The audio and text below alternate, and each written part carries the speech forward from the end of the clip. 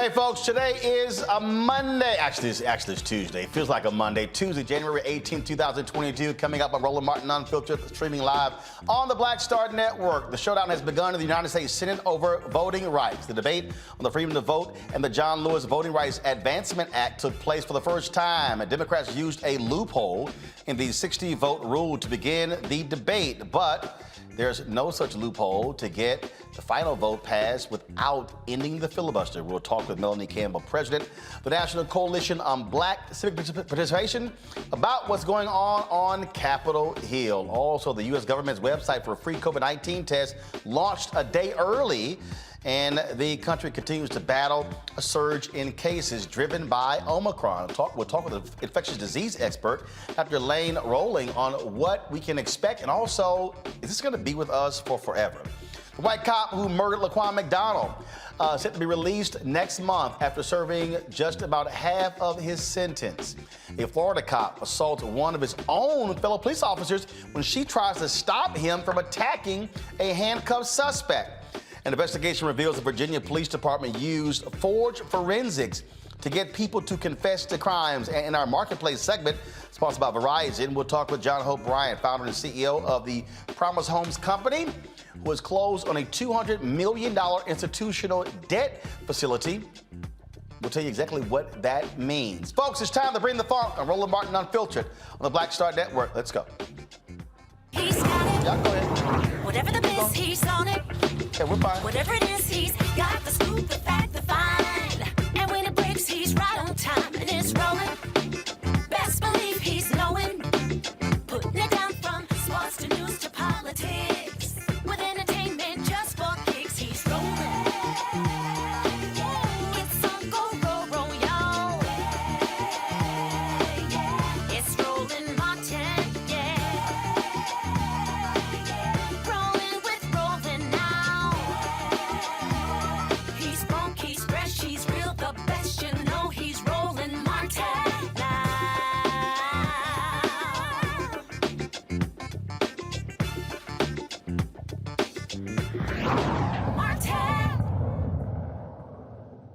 President, this is on defending democracy.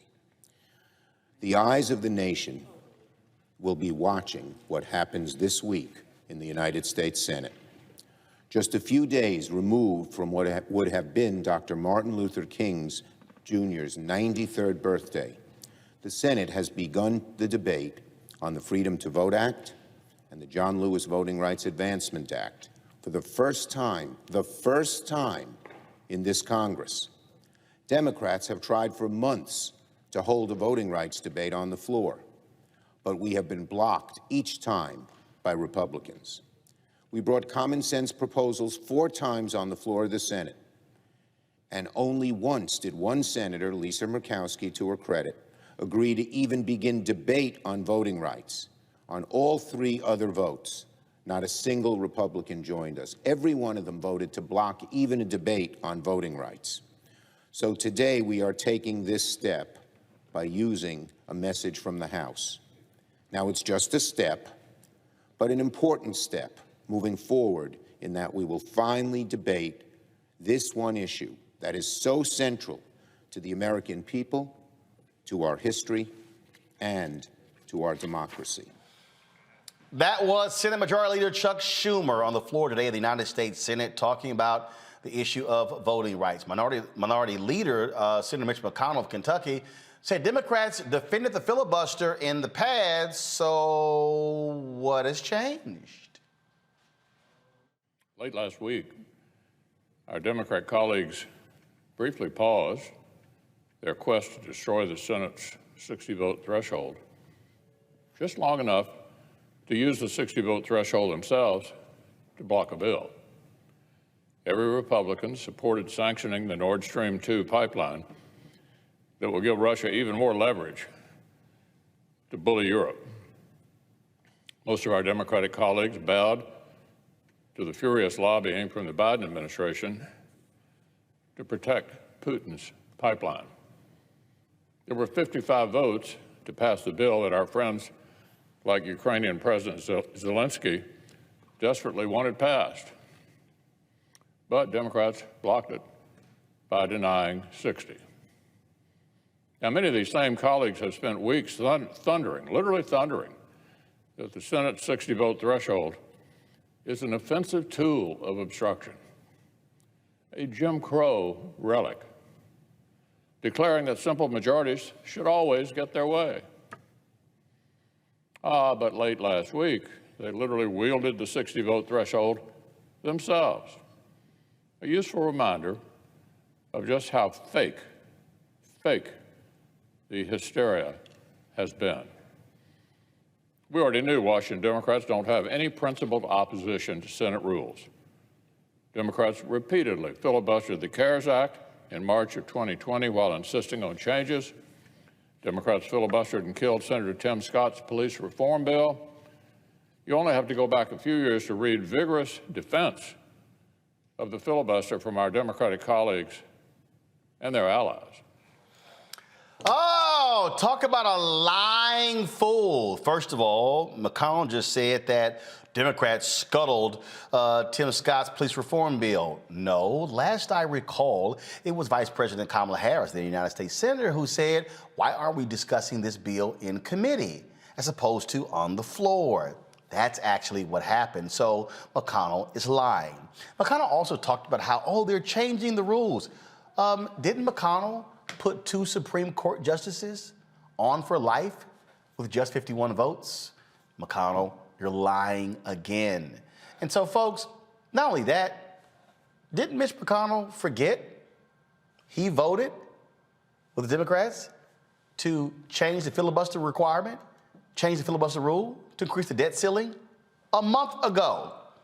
See, so what Mitch McConnell wants you to do, and these idiot MAGA people will just run along with it, is to believe that there's a 60-vote threshold for everything. That's a lie. There are exceptions.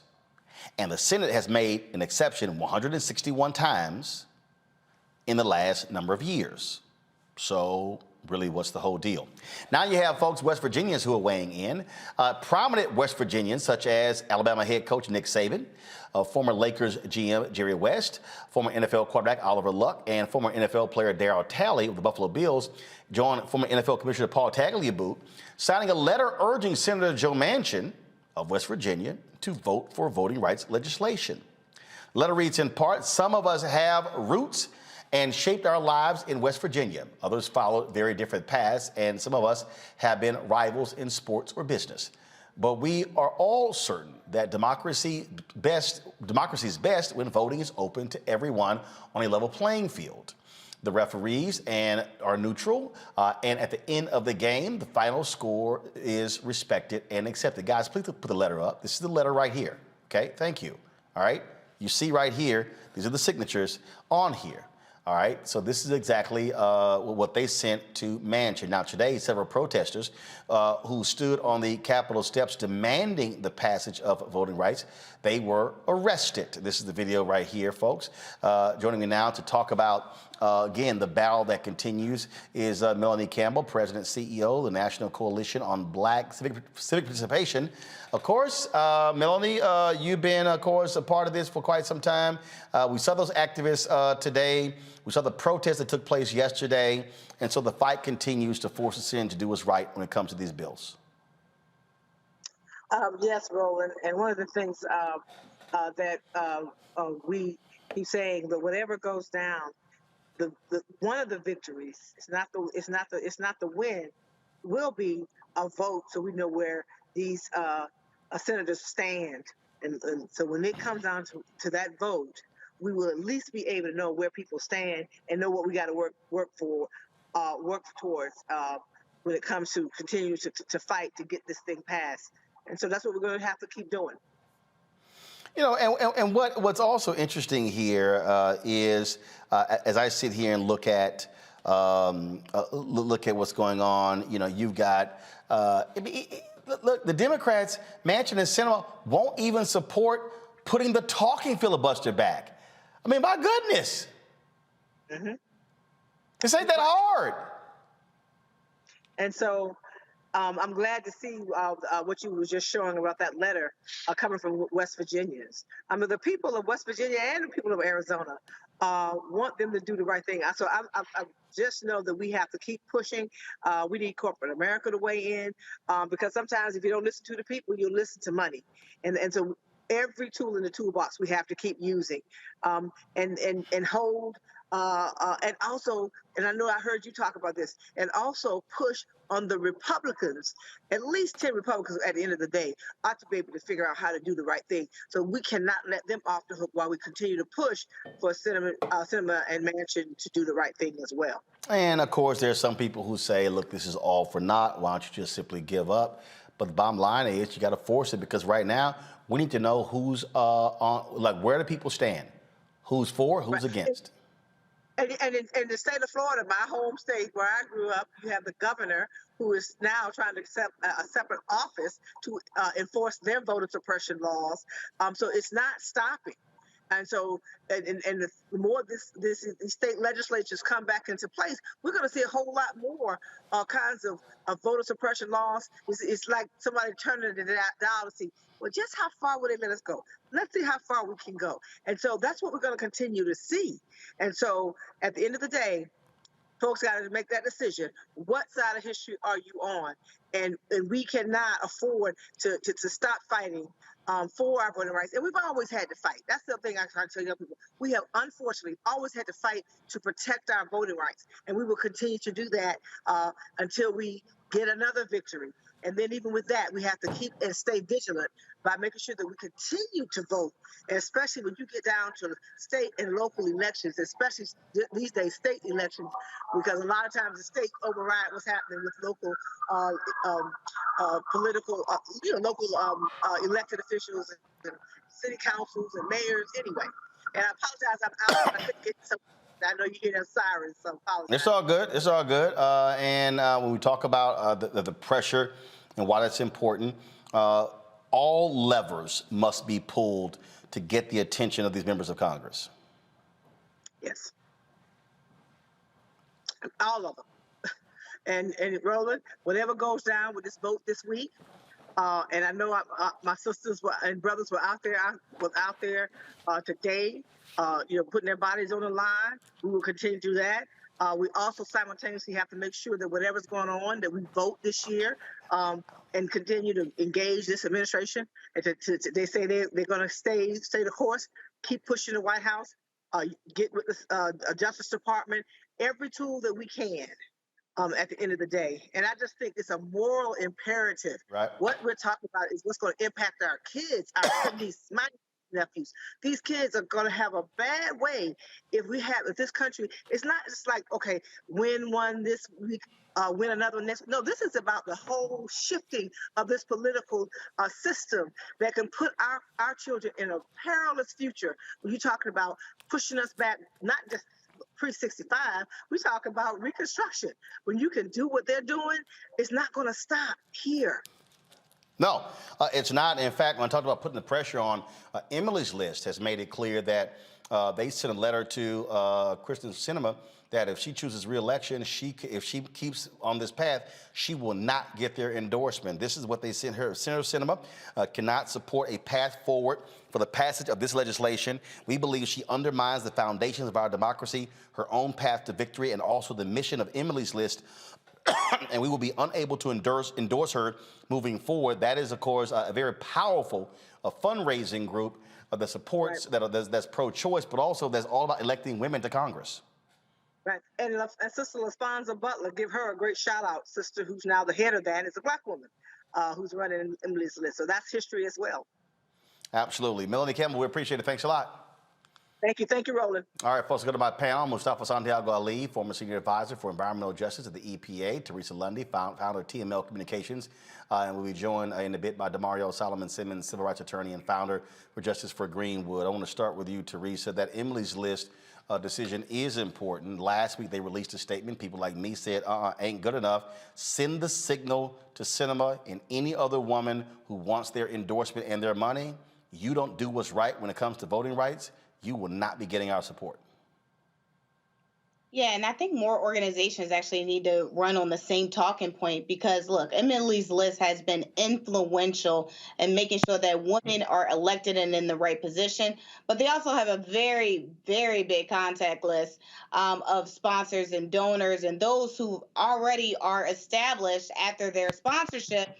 But I think other PACs would also benefit from some of their talking points. So it makes sense. I think it's at the right time that they made the statement, and that it made sense. But I also think there is a time for us to really think about, what's next. So what more can some of these PACs and organizations do?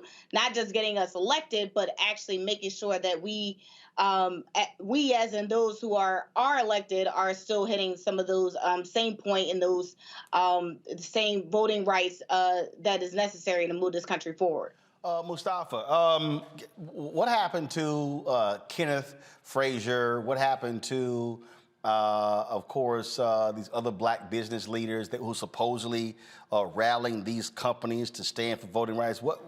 You notice they're gone? Well, what happened? Ken Chenault. Matter of fact, I'm gonna send him an email in a second. And where'd y'all go? Exactly. Their silence is as deafening as many of the others who are supposedly going to help and be supportive and to push to make sure that voting rights and a number of other issues that have been impacting our communities were going to be stood up. But because of their silence, there are a lot of folks who think that they get a pass. It's almost like some of the senators and others who are on Capitol Hill that because we have rightly been placing attention on a couple of members, primarily Sinema and Manchin, that others have been able to kind of be silent also. So that's why it's so important that this vote, hopefully that comes up where we see where people stand. But we got to also focus on the left. I appreciate what Teresa just shared, and I appreciate what Emily's List is doing. And we have a number of companies and corporations, and we've talked about this before, that when the Black Lives Matter movement was garnering all that attention, that folks were saying, well, we're going to do right. We're going to make sure that we stand with you. We're going to make sure that those elements inside of your community that need to be protected, that we're there for you, that we're going to be authentic allies. But now we still don't see a whole bunch of them showing up. So that dynamic has to change, and we have to hold those accountable who are not willing to stand with us in these very, very serious and significant times. Indeed. Let's go to the floor of the United States Senate, where they are debating this very issue right now, and let's hear what is being discussed.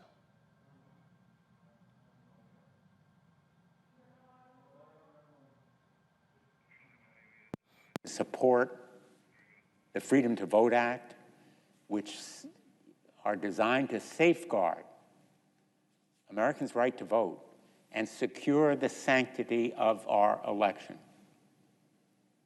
And today, just as Ukraine faces a threat to its independence and freedom, we too in America face a threat.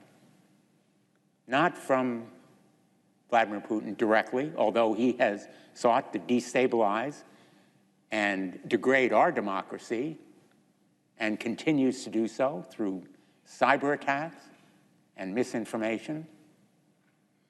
Certainly 2016's interference in our elections is a warning bell, an alarm that we need to be stronger against foreign interference. But within,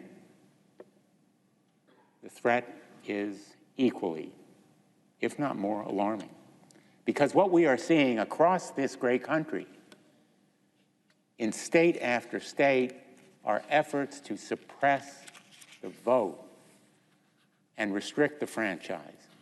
Last year, more than 440 restriction bills were introduced in 49 states, and 19 of those states successfully enacted 34 laws that made it harder for people to vote. These laws make mail voting and early voting more difficult. They manipulate the boundaries of districts to reduce minority representation, and have led to a purge of 3.1 million voters from the rolls in areas that were once covered by the voting rights preclearance requirement. We are seeing a tidal wave of voter suppression that continues even as we speak today on this floor. The vote today comes in a week where we celebrate the legacy of Reverend Dr. Martin Luther King Jr. For the first time in my memory, I was out of the country on that day, but it was ever present in my mind and heart, and it should animate us today. That memory and legacy, which were so powerfully expressed on August 6th, 1965, when President Lyndon Johnson signed the Voting Rights Act into law. He called it a triumph for freedom as huge as any victory that has ever been won on any battlefield. A triumph for freedom. And it followed a mere 7 months after Dr. King launched a Southern Christian Leadership Conference campaign based in Selma, Alabama, with the aim of supporting voting rights legislation. It was a great day for America. It is one that has rightly received a paramount place in our history. It's taught to our children. The Voting Rights Act represents the best of America. And its commitment to guaranteeing that members of every racial group would have equal voting opportunities stands as one of the best days in this country. But it was no layup for the civil rights movement. It culminated a hard-fought campaign, and it was a hard-won victory of civil rights leaders like Dr. King and John Lewis, who committed themselves, literally committed their bodies, their physical well-being, to advance the rights of others in the face of violent opposition. They were beaten, sometimes near death. And for decades, the Voting Rights Act remained a crucial bulwark. It was retained and defended against insidious efforts to roll back the clock until the United States Supreme Court did that work for opponents. In 2013 in Shelby County, the United States Supreme Court gutted the highly effective preclearance regime, thereby jeopardizing the progress that the Voting Rights Act made over the course of half a century in protecting against those voter suppression efforts throughout the country. Justice Ginsburg said it best in her powerful dissent in Shelby County when she wrote that Congress enacted the Voting Rights Act preclearance requirement to cope with a vile infection of racial discrimination, which, quote, resembled battling the Hydra. Whenever one form of voting discrimination was identified and prohibited, others sprang up in its place, end quote. And the time to protect those voting rights is before they are restricted. And that's why preclearance was so important and why the John Lewis Voting Rights Advancement Act now must be enacted into law. DeMario, I want to go to you. So check this out. To understand how Republicans operate, so last week in Virginia, they swore in new governor, new leadership. MLK birthday was yesterday. Go to my computer, please. Virginia Republicans filed 20 bills to restrict or limit absentee voting. They want to get rid of no excuse voting. They want to get rid of ballot drop boxes. One of the first actions. Now, the only reason that's not going to fly is, now granted, they control now the Virginia House. They control the governor. They don't control the Virginia Senate. Democrats still control that. That's the only reason it's not going to get passed. People need to understand. Now, mind you, it just got in. Not bills dealing with education, not bills dealing with the economy, not bills dealing with housing, voting. The first bills they put up. Yeah, because they understand power. And thanks, Roland. Good to see you and see the panel, esteemed guests. I appreciate being on this with you guys tonight. They understand power. They understand the vote. They can get everything else, accomplished if they shut down the voting. So Democrats came in and did the exact opposite, focused on other things. And I mean, unfortunately, I'm still not convinced that the Democrats are going to be strong enough to make this happen. I'm praying for it. I'm pushing it. I'm sending my emails. I'm calling the folks I know, trying to make this happen. But I don't think they really understand the urgency still at this point. Roland, at this time, I mean, if we look at the Biden administration, we all want it to be very successful. I was hoping the Biden administration will be transformational, like LBJ's, Lyndon Baines Johnson's administration. Up until this point, they've gotten a really bad grade. I almost say they're probably down there with a D or an F when you think about the things that are most important to Black people in this nation. That's police reform, voting rights, getting COVID under control, and reparations. I mean, they get zeros on all of those at this time. Well, look, I get that, but frankly, you can't make a comparison to this Congressman LBJ. You can't. So here's a perfect example. I'm going to show you this right here, Mustafa, and this is, and I get folks using the comparison, but you can't make the comparison. This right here, Voting Rights Act of 1965. You're pulling up 333 to 85. That was in the House. 333 to 85. So let's go Senate. Okay, I'm gonna pull this up in a second. In terms of the actual vote, people understand. Second of all, let me remind people, under LBJ, you could pull projects. They already got rid of pork barrel projects. You can't do it. Now. They could have brought it back. No. Follow me here. This is the number in the Senate, bro. 77 to 19. 77-19. You literally can't compare LBJ to Biden then to now because it's literally 50-50. And folks say, figure out what Sinema and Manchin want and don't give it to them. The problem is that those rules have been changed.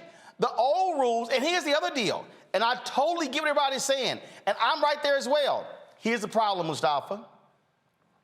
If Manchin or Sinema says, I'm no longer, let me repeat this.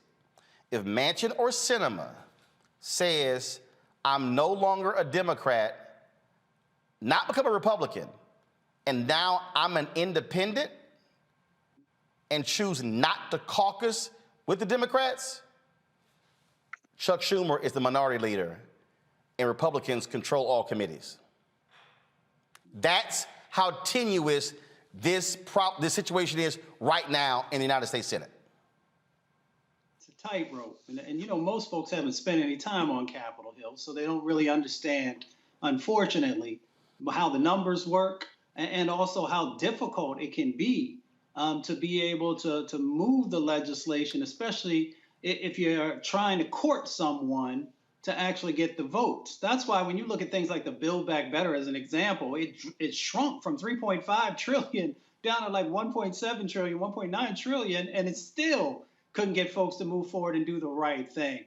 So there is this tightrope that, Schumer, that the president and others are currently walking to be able to, just get voting rights, just to be able to get folks to come to the floor and be able to debate this and Mustafa, let me go back, pull it up.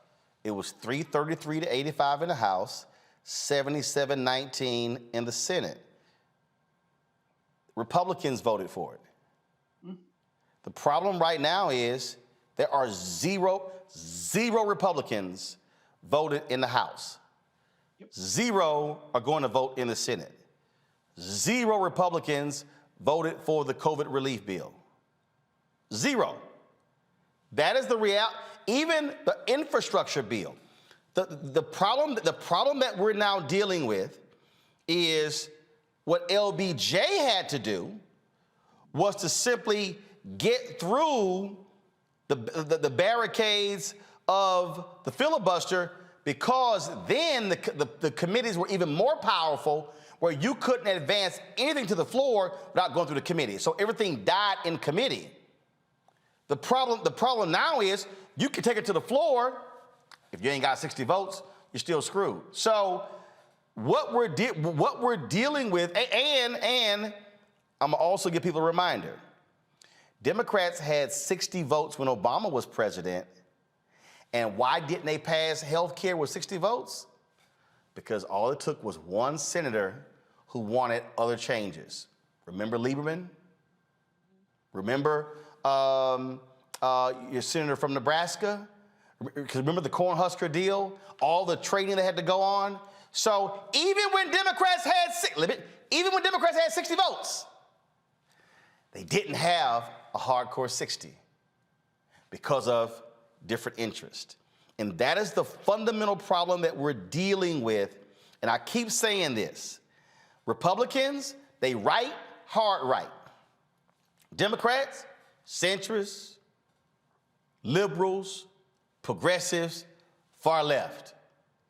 They tent so big, you got to sit here and juggle, Teresa, to satisfy all these different interests on the Democratic side just to be able to get the bill to the floor. I see there's two different components here. One is the division. I think after, towards the end of Obama's administration, there was a lot of division as it relates to how we start to look towards the future when it comes to future legislation. And so we are at this undeciding point where, now we have Democrats trying to figure out if they're going to be independents. And now we have Republicans now thinking about the working family. And so all of these interesting developments that have been happening over time has been something that I believe the Republican Party has decided, we're just going to cause division. And so most of it is picking apart different legislation, different, finding their, new outlets of airing their views, and also buying new platforms. I believe Trump now has a new platform that's going to apparently be, comparative to Twitter. And it's an interesting, rollout strategy that they've been doing, and thus we can't get anything done. And so I think that's where we are in terms of where our priorities really lie.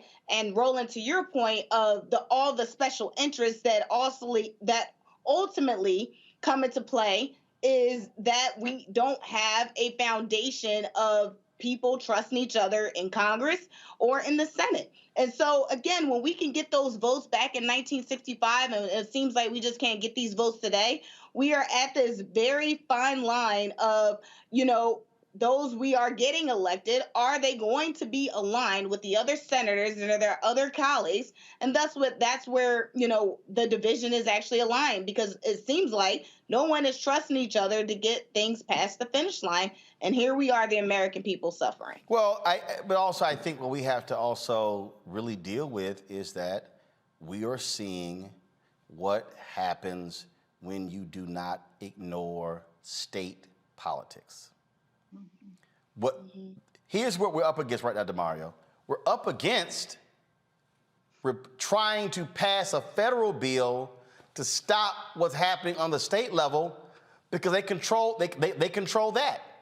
And so, as I talked about last week, when we have to understand how geography plays a role in all of this, the importance of these rural areas and who lives there and the power that they are wielding in these various states. So this is a much more complicated issue, but it also goes to show, look, in the last election, Democrats were anywhere from 5 to 8 seats away from taking control of the Texas House. Guess what? If you control just one of the chambers, they can't pass anything. See, so we also got to talk about that. Okay, how do we now look at the map and but what are we now dealing with? Well, damn, you kind of need the federal bill because the Supreme Court has already weighed. They're not going to weigh in on partisan gerrymandering. So you need the federal bill to stop partisan gerrymandering so Republicans aren't able to gerrymander themselves into veto-proof majorities on the state level. So they are working a multi-pronged strategy to maintain and wield power. Right, Roland, and this is why I continue to argue that the Democrats have been short-sighted and weak on this. I mean, they should have saw this coming. The first things that should have happened when President Biden, from my opinion, when he got in office, was push these bills through. Push through the Supreme Court to be expanded. Push through the bills that's necessary. Man, you know they scared. Listen, the Supreme, the expanded Supreme Court, man, what did they announce? Was it a study? Was it a blue ribbon panel? Let me just finish. Yesterday, we celebrated your frat brother, Dr. King, and rightfully so. And one of the things he said. Go ahead, repeat that again. I know that paying you to say your frat brother, but go ahead. It's your frat brother. That's right. It's your frat brother. Absolutely. But Dr. King. Hold up, and Mustafa. Just want to let you know that too. But go ahead. Radical change in structure. So everything you talked about was structurally, and we didn't do the necessary structurally. So now we've allowed, the Democrats, have allowed all of these state houses to gerrymander. That should have been number one on the agenda, getting the voting together, getting the Supreme Court together. Because as you just stated, what people don't understand is that white people from around the world are okay with being in the minority and having all the power. That is what apartheid was about. They don't mind that. They don't care about the numbers being, going to be more black people and more brown people by 2023 or 2034. They don't care about that. They care about the power. And our people on our side have been short-sighted. Even when Obama was in there, we all love Obama, but they had 60 votes and they allowed that to stop them. It should have been more foresighted like the Republicans have been. We need this. This is a matter of life and death for our community. You stated it, Roland. They can lock in super majorities that will be there for decades to come. They already have a majority on the Supreme Court, 6-3. Why the heck is our Kennedy not moving off the court yet? These are the things that the Democrats just don't play politics as well as the Republicans, point blank. Well, it stems also, Mustafa, from the 1965 Voting Rights Act. I mean, we always say on this show, black success has always been followed by white backlash. And what we are talking about right now has literally been the war, the political and judicial war that is a direct result of 13 years of the Black freedom movement from conservatives. They were angry that the courts took Brown versus Board of Education 1 and 2, and they used, and the African Americans and liberals, Democrats, whatever you want to call it, used the courts to change. Those Southern Dixiecrats, those racists, those Confederates were pissed off. Many of them became Republicans. And the reality is, the system that we're talking about right now is built on race. And that is what we have been battling. Let me also remind people of this, and I think it's very hard for people to acknowledge this, Mustafa, and it's real. 72 to 74% of the total electorate in 2020 were white. We talk about African Americans voting, absolutely important. But we have to vote to the edge of our capacity. We have to completely maximize our numbers. Then we got to look over here at Latinos and say, man, what y'all doing? Is it going to be 70-30, 65-35, 60-40? And so it's also a numbers game. Many of us thought, because of the white folks dying off, numbers shifting, that the 2020 election was going to be the first election in American history where less than 70% of the total electorate was going to be white. It was 72-74. We're still dealing with white politics. White politics. We're still dealing with, Mustafa, trying to deal with white Democrats who were appealed by Trump's message of Make America Great Again.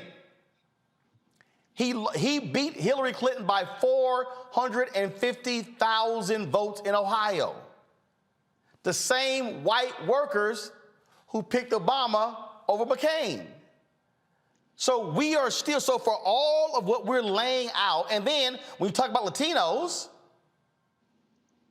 you got to deal with white Hispanics who identify more white than brown. So which is why the only way this happens is if you're dealing with a multicultural coalition. It cannot be black only. You have to have a multicultural coalition to win and beat back what is going on with the Republican Party. Well, that's been the message. Dr. King shared that message that we needed a multicultural set of actions and individuals coming together. Our brother Jesse Jackson, the same thing. And then even Reverend Barber has all been focusing on and helping us to understand, our sets of commonalities. And that if we come together, we can actually begin to move the needle and we can begin to win on many of these issues. This set of strategic plans that Republicans have put in place has been going on for over 60 years now. The set of steps that they understood that they needed to move forward on. And they've been very methodical about it, but they've also been very laser focused. If you come up through the Reagan administration and the Bush administration, you see individuals who have been working both on the federal and the state level to get these types of things in place that we see that are playing out now. Trump just hyperized it. Trump did, he began to take, not only as folks did before the Willie Horton ads and those types of things, he began to utilize it in a much broader fashion. And then he also began to emphasize for folks that, you're losing something and that we have an opportunity to actually make the country great again and then taking back to the 40s and 50s as the paradigm that he was operating from. So folks have got to realize that we have got to come together to be able to make these changes happen. But that doesn't mean that we have to lose focus on the fact that black folks are still the most disproportionately impacted in almost every category that there's out there. So if we're not willing to do that, then we're going to continue to see these dynamics play out. And what they hope is, and we've talked about this on the show a number of times, is that they're not trying to stop every black person from going out there and voting. They know that they can begin to just carve off certain percentages across the states that they can win. And once they win, then they begin to further institutionalize these sets of actions that further weaken us both economically and a number of other dynamics. So once you know the game, then we just have to continue to work the strategy to make change happen. Let's go back to the U.S. Senate floor where Senator Casey of Pennsylvania is now speaking. Occurred every 4 years. Some years it would go up a little higher, other years it go back down. But we never got in 60 years to that level again. So for example, just the most recent two elections before 2020 in Pennsylvania, the 2012 election, 5.74 million people voted. That was 57% of the voting age population. So down from that high water mark of 70% in 1960. 2016 was a big turnout in our state. We had more voters than 2012. It was 6.1 million voters, and it went from 57 in 2012 to 61. So it got over that 60 mark, but of course 61 is not 70, so we got nowhere near. Even in 2016, when you look at the percent of the voting age population. So that's the backdrop of 2016. Big turnout, but not the turnout level we saw in 1960 or 64 or a few other years. Then in October of 2019. Pick up on that point right there, Teresa, Mustafa, and DeMario, because I'm going to go to North Carolina. 2008, then Senator Barack Obama wins North Carolina by 14,100 votes. I mean, black folks were turning out in droves. If you read Reverend Dr. William Barber's book, The Third Reconstruction, he talks about how low turnout was in North Carolina. They then began to make changes there. And then in 2008, I believe it was at 78%, the highest they had seen, and it put them in the top percentile in America of voter turnout. 2010, Republicans took control of the legislature. Voting laws put into place. So the data is very clear. When you begin to see large turnout, but in terms of the percentage going up, then you see Democrats winning. Let's talk about this here, because we're dealing with this right now. Teresa, I want to start with you. U.S. Senate race in Pennsylvania, because Toomey is retiring. U.S. Senate race in North Carolina. U.S. Senate race in Wisconsin. U.S. Senate race in Ohio.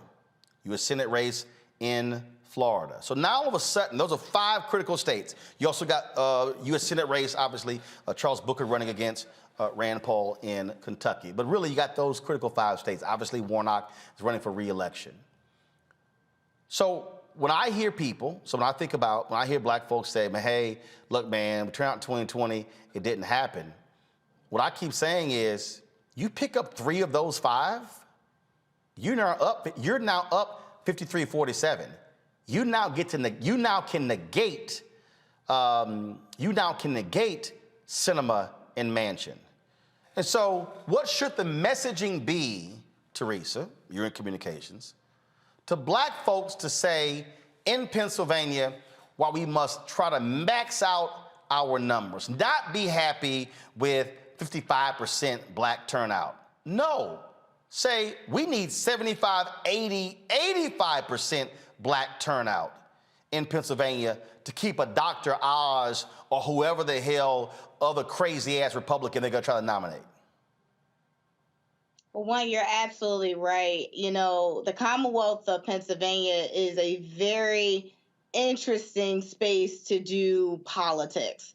You have the Western sphere, and then you have the middle, 67 counties. So you have the middle counties that are very, different when you come to Philadelphia. Okay, Teresa, stop dancing, just say it.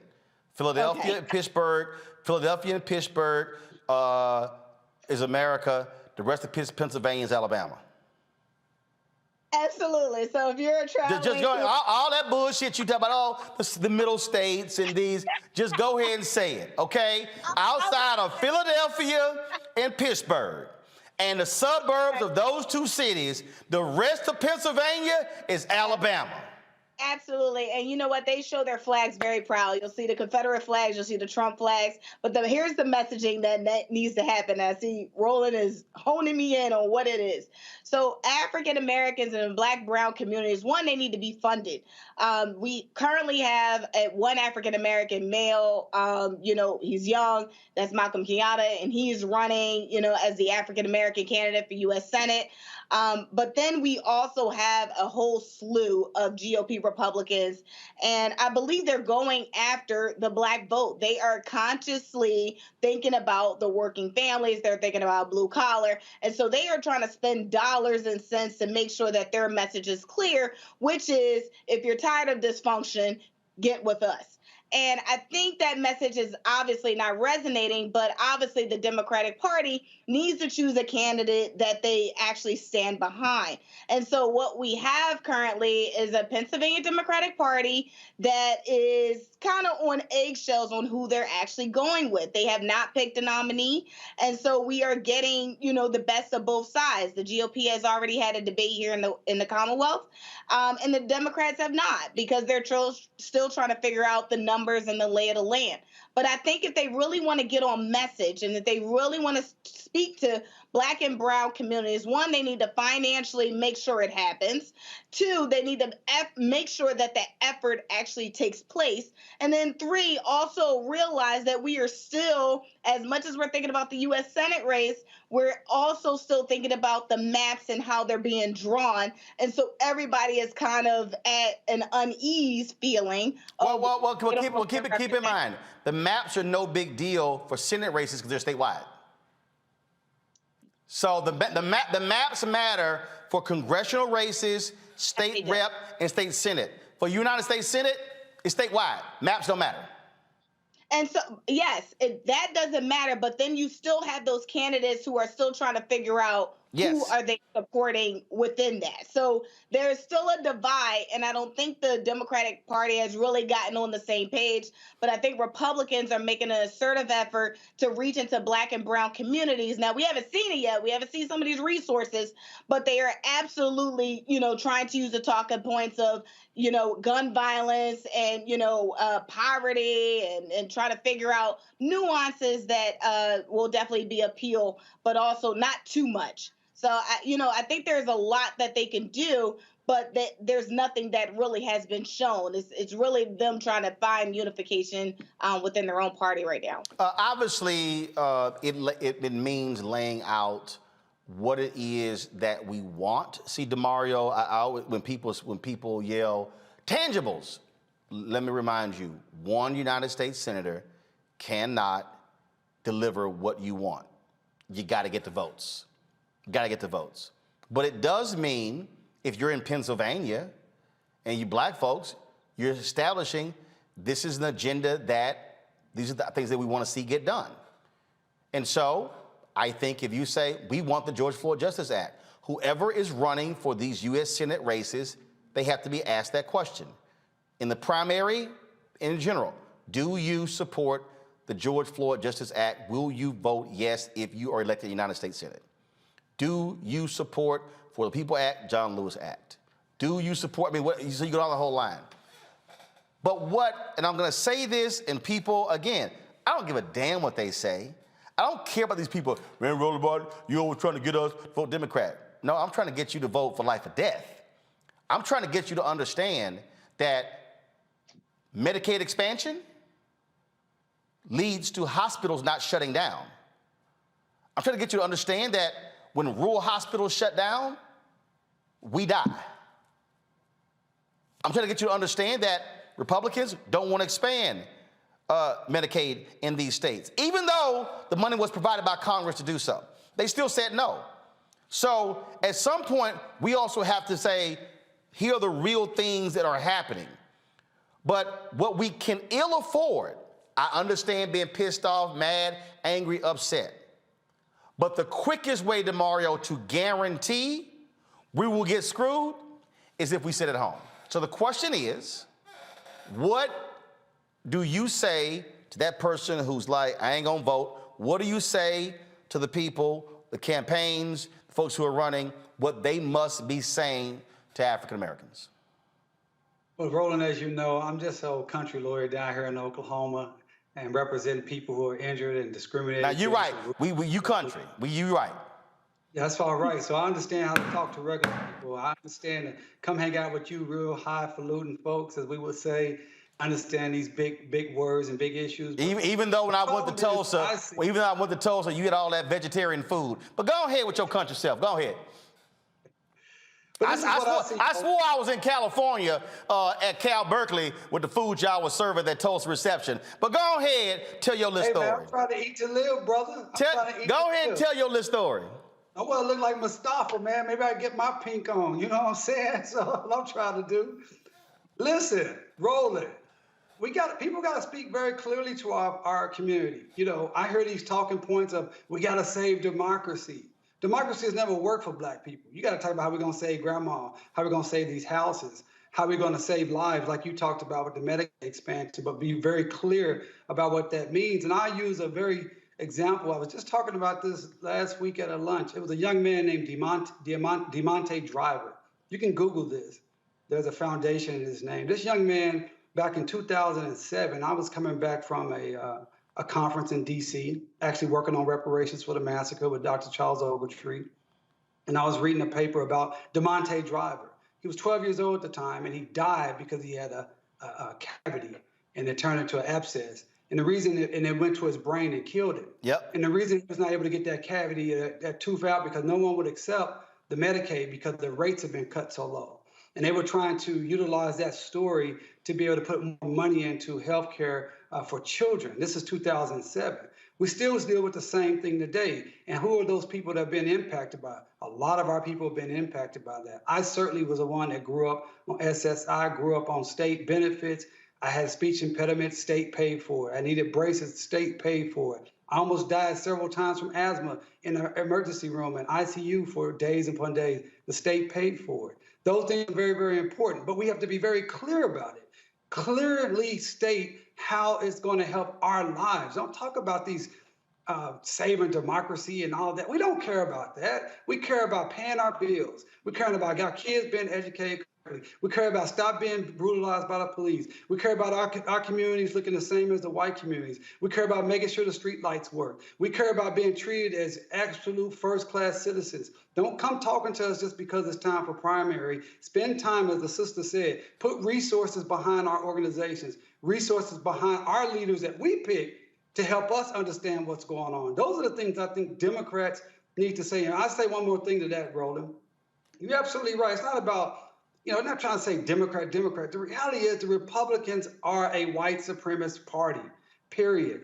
They're not about ideas. They're not about anything. They're going to pull out of debates. They don't have a platform. They're letting you know the only thing we care about is maintaining power for the minority of folks that we wanted to have power for, period. So when you understand that, the only game in town really for us, unfortunately, is the Democratic Party. It's a terrible position to be in, but that's where we are. That's the reality of it. Mustafa. Housing, healthcare, jobs, and education. That's what folks care about in Canonsburg. That's what people care about in Uniontown, Pennsylvania. That's what folks in the Hill District in Pittsburgh care about. And my sister, Teresa, got Philly on lock, so she knows what folks are talking about there. And you got to tie it into the real world things that are going on in people's lives. And that means that if you're serious about winning this next set of elections, all the way up and down the ballot, then you got to be making the investments now, in this moment, in those areas, with those trusted voices that are in those communities who've been trying to hold it down for years. You can't wait until we get to July and August and then try and ramp things up. Support those Black organizations that are on the ground right now and those leaders in those communities, and make sure that you have these core elements that folks care about and show them how you are going to be able to make it become a reality, and let them know we just need one more. We used to talk about that all the time. I got some, but I need one more. We need one more senator in each one of these respective states to be able to make change happen and to be able to make your life have, the things that are necessary for you to be able to not just survive, but to thrive. Absolutely. All right, folks, got to go to a break. We come back. COVID is still impacting us. Now it's the Omicron variant. The question is, what can we do? Are we just going to have to live with this? And if so, how do we do it? What else is going to disrupt? We'll talk with an expert about that. And y'all know how we roll. I don't talk to people who read about COVID or medicine or science. We talk to those who actually study it, live it, because they're experts. You're watching Roland Martin Unfiltered on the Black Star Network.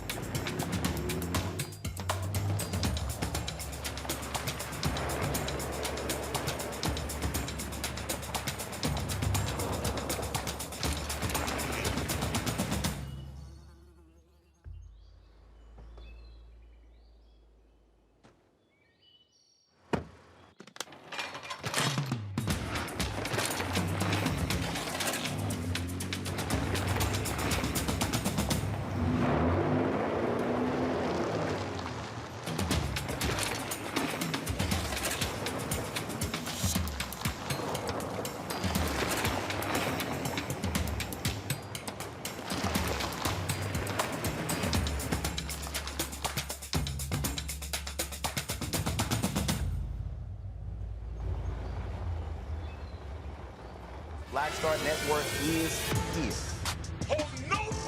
I'm real revolutionary right now.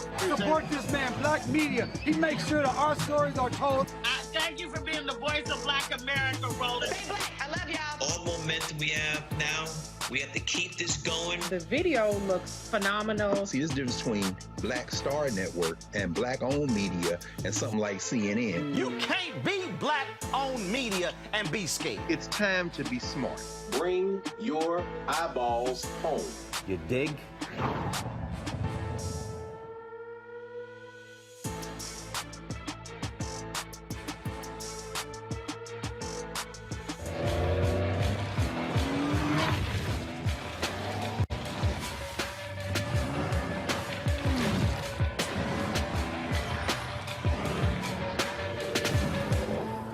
I'm Chrisette Michelle. Hi, I'm Chaley Rose, and you're watching Roland Martin Unfiltered.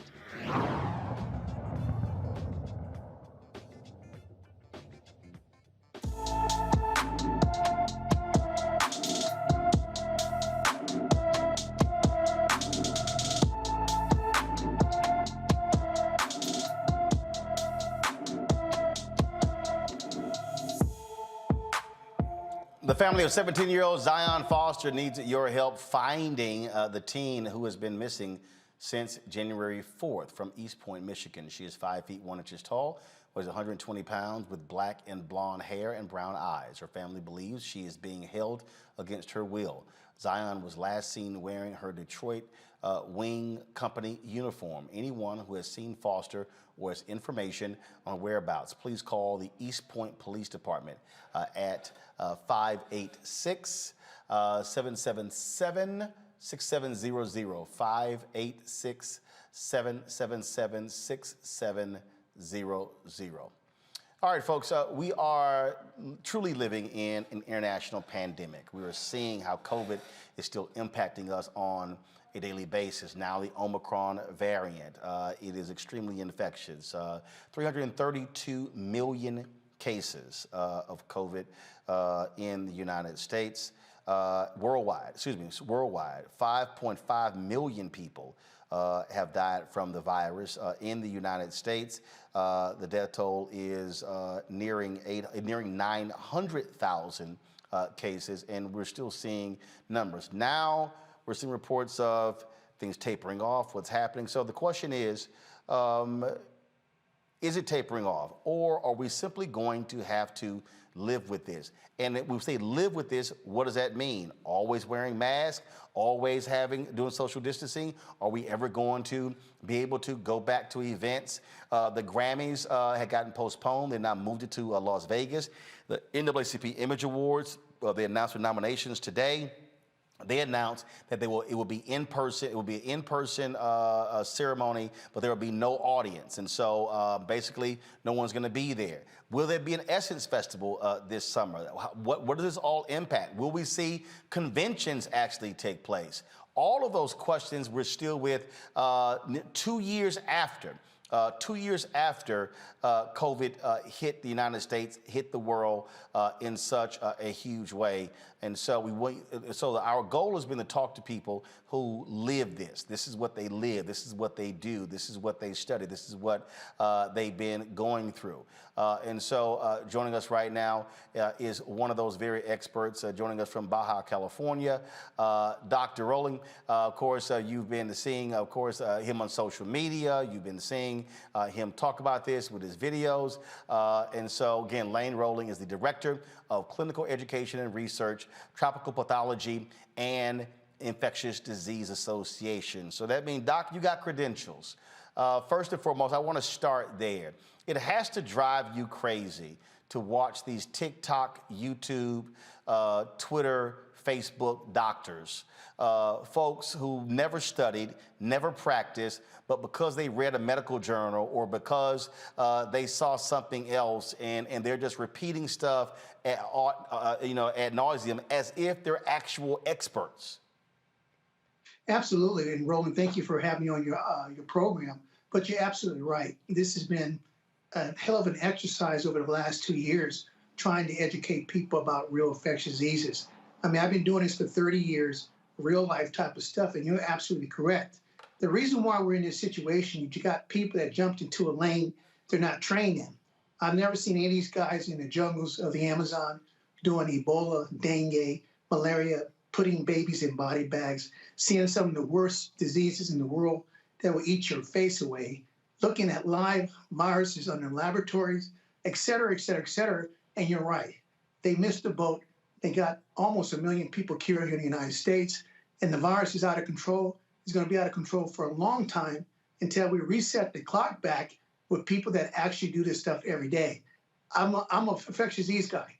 I'm a virologist. I'm a chemical and biological warfare expert. I'm not a mechanic. I stay in my lane.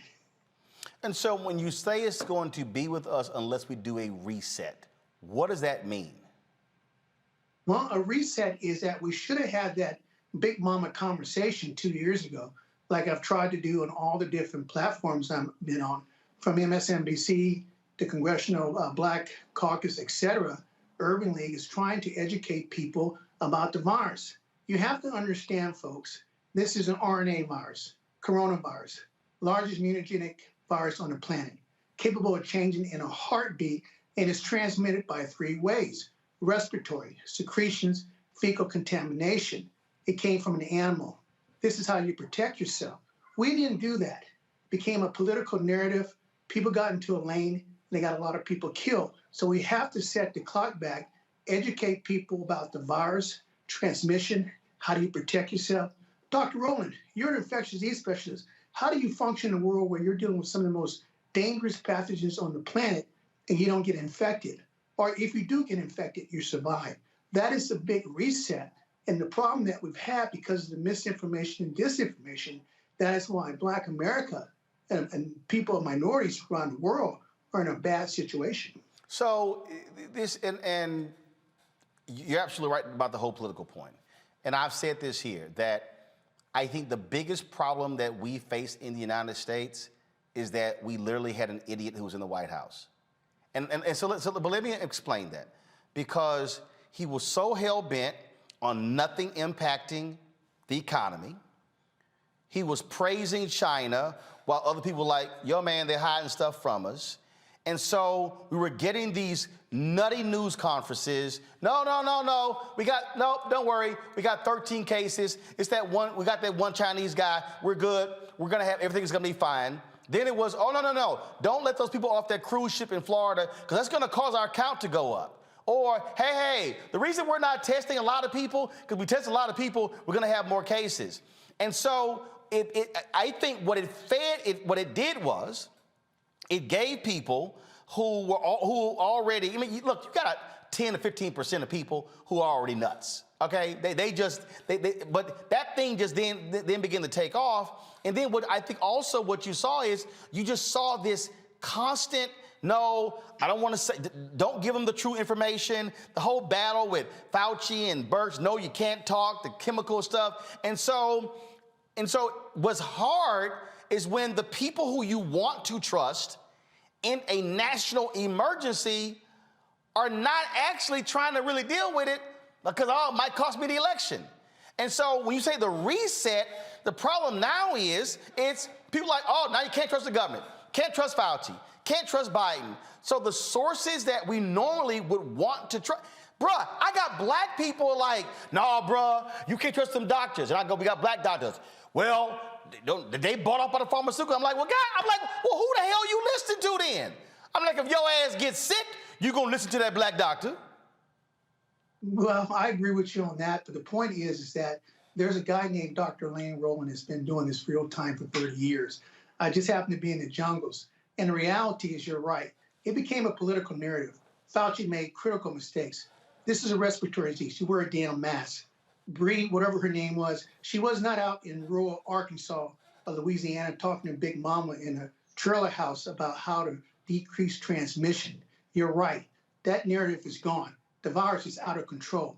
The vaccine was supposed to be one solution. It's not going to work. Different mutations. The reality, we have to set the clock back and get back to basic understanding of infectious disease control. Biosafety security protocol. What is the function of testing? Explain to people what testing can do. Explain to people what quarantine means. Explain to people how long transmission is, how long you're infected. understanding the role of viruses in this new world and how, if we continue this pace we're going, we're going to have thousands of more mutations coming down the road. Don't make no mistake about it. Omicron is just the beginning. All right, now we had an expert from North Carolina A&T on who made that clear back in April 2020. We were trying to warn people as well. And so, like, here's a perfect example. Okay, so Phyllis Brown on YouTube. Bill Gates been pushing the vaccine. This virus isn't going away. It's population control. No, not at all. You have to realize that the reality is that you cannot vaccinate yourself out of this, Roland, because this virus has an animal model. This virus has found coronavirus in almost every animal, from bats, dogs, cats, bears, tigers, etc. Okay, hold on, Doc. Stop right there. So then you got the people who are going, nah, this wasn't no animal thing. The Chinese created this in the lab, and it just escaped the lab. No, it did not, because I'm certified in chemical and biological warfare. I have 6 degrees. I look at genetic sequence. I believe in facts, science, and medicine. I'm not in a feel-good thing. True, do we do gain of function on different diseases? Absolutely. But you have to realize the virus is doing its own gain of function by doing mutations to survive, natural theories of selection. So when we actually look at the genetic pattern of the actual Wuhan and alpha strain, it has not been manipulated. We can look at the genetic sequence and tell if we manipulated the gene, amino acid, point mutation, etc. So the reality is that is debunked. Okay, so what we have been saying on here with, again, experts, is that the more people who are unvaxxed, the more people who refuse to take precautions, that virus is like, who can I jump into next? And you said the virus is altering, is changing. So explain that, what that means. Well, the reality is this, Martin, is that the virus, when it feels pressure, and I've talked about this on the Larry Bennett show, Little Rock, et cetera, is that if a virus or a microorganism feels a pressure, it's going to change. It's natural theories of selection. So, for example, you create a vaccine for this virus, and you never create a vaccine in the middle of a pandemic because you're going to create super mutations. That means that your vaccine has to be 100% effective. What does that mean? I'm talking about vaccine effectiveness. If 1% of a virus population lives, it's going to change automatically. And that 1% is going to be billions within a couple hours. And so that is the reality, is that the virus will change. It will mutate.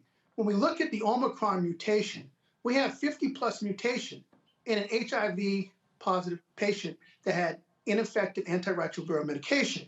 We have a new mutation from another patient out of France, 75-year-old white male, chronic lymphocytic leukemia, same thing, chemotherapy, immunosuppressed. The virus is in the body for a long time. The virus sees it, is treated with monoclonal antibodies, is treated with a vaccine, the virus is going to change. And so the vaccines are creating these new mutations. So you can imagine somebody vaccinated with a mutation, somebody unvaccinated, and the virus mixed together. You get Omicron plus beta, or you get a combo infection. These ineffective treatments is driving this RNA mutation to a whole different level. And so do not be surprised in 1 month we have a virus that has 75 mutations in it. Okay, so basic question. Should people be vaccinated? The question I would tell everybody, you have to make that decision yourself. If I look at the medicine... Okay, hold up. Before you go there, are you vaccinated? No, I am not. And why is that? Because in my opinion, the vaccine has no vaccine effectiveness. That's the reality. So even though you have Moderna, Pfizer, who say 91, 85, 81, even though you hear from NIH, CDC, you say? That is a complete lie. Let me make sure everybody understands this. There's 2 words that people need to understand in the vaccine world, especially in virology. We have vaccine efficacy and vaccine effectiveness. Vaccine efficacy, Pfizer is going to get a 95% vaccine efficacy all day long. But when you put it in the field, the real world, that number jumps down to about 45% vaccine effectiveness. Johnson & Johnson's down to 13%, Moderna's down to 54%. Ineffective. Then when you play it against these new mutations, the Omicron is probably 0. And this is reality because you cannot have a vaccine that has multiple capabilities. You have to have a vaccine for the alpha strain, beta strain, gamma strain, delta, Omicron, IHU, and they're not going to do that. So when we put it in the real world, when you test everybody, the big mamas, the diabetics, the kids with autism, the women in their first trimester, that number is not going to exist. And that is what's driving this mutation, global endemic infection that's going to be with us for the next 50 years plus. So with that in mind, but of course there are other doctors, other infectious disease experts who say we should get vaccinated. Now, if that's the case, then how are you protecting yourself? What are you saying to others how they should protect themselves from COVID? Well, let's start before I answer that question. If you believe in a vaccine, and I'm on the Black AIDS Institute, and we have a thing called CD4 marker for HIV patients. That measures somebody's health. I've been telling people from day one, I helped write the vaccine platform for the Vatican. If you're going to do a vaccine, you have to know what your neutralizing antibodies are. What are they? You get injected, you create antibodies. You measure that. You measure that at 0 day, 30 days, 60 days, 90 days, 1 year. And then you know what your level is. So that's the reality. Neutralizing antibodies is your marker for vaccines. That is the way it is. That's how simple it is. And you have to tune that into the equation. The way Dr. Rowland has always said is that you have to have great biosafety security protocols. Folks, I don't care if you're vaccinated, unvaccinated, wear a mask. Folks, make sure you wash your hands with antiseptic hand wash. Make sure you don't wear your shoes in your house. And least of all, when you're out in the public arena, do not touch the kiosk at the bank machine. Do not touch the PM machine at Walmart. They're contaminated with feces. You make sure you protect your hands and sterilize the environment you're in. Create that bubble. Make sure you have an air purification in your home. If you're at a job and the job is forcing you to be at work with 24 people in a room, you better have great air purification because we know that you can be infected within 5 minutes to 5 seconds of being exposed to the virus. So these little nuggets that Big Mama talked about many years ago, what we use in the world of bioinfectious disease control as an infectious disease specialist is the same concept that people have to use every day. Social distancing, making sure when you go in the public bathroom, be careful, especially at O'Hare Airport, where there's no toilet lids and you flush the toilet and there's feces everywhere with viruses. People don't think about that. Even going to the grocery store, and you watch people go to a grocery store, they pick their nose, they spit, they cough, they scratch, they squeeze the avocados, and they're infected. And you bring that home and your family touches that. So these biosafety security protocols are true, tried, and blue. And at the end of the day, Roland, the reality is natural immunity is always going to win. We know for a fact you get infected, you're going to have neutralizing antibodies for 6 months. If you go down the vaccine route, you will be getting booster shots 4 or 5 for the next 50 years. And that's going to be a whole different story too.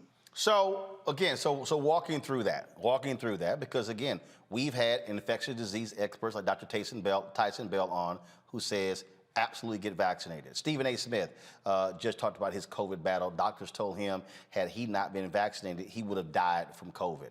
But one of the things that he said in talking about that, he said how different people react different ways. He said his sister smokes multiple packs a day. He said she had COVID for 3 or 4 days. She was fine. He had to be hospitalized and almost died. So if we're sitting here, if we're talking about the African Americans to protect themselves, and we're having different infectious disease experts who are black, one is saying get vaccinated, one saying don't get vaccinated. There are people who are saying, well, what in the hell are we supposed to do? Who the hell are we supposed to believe?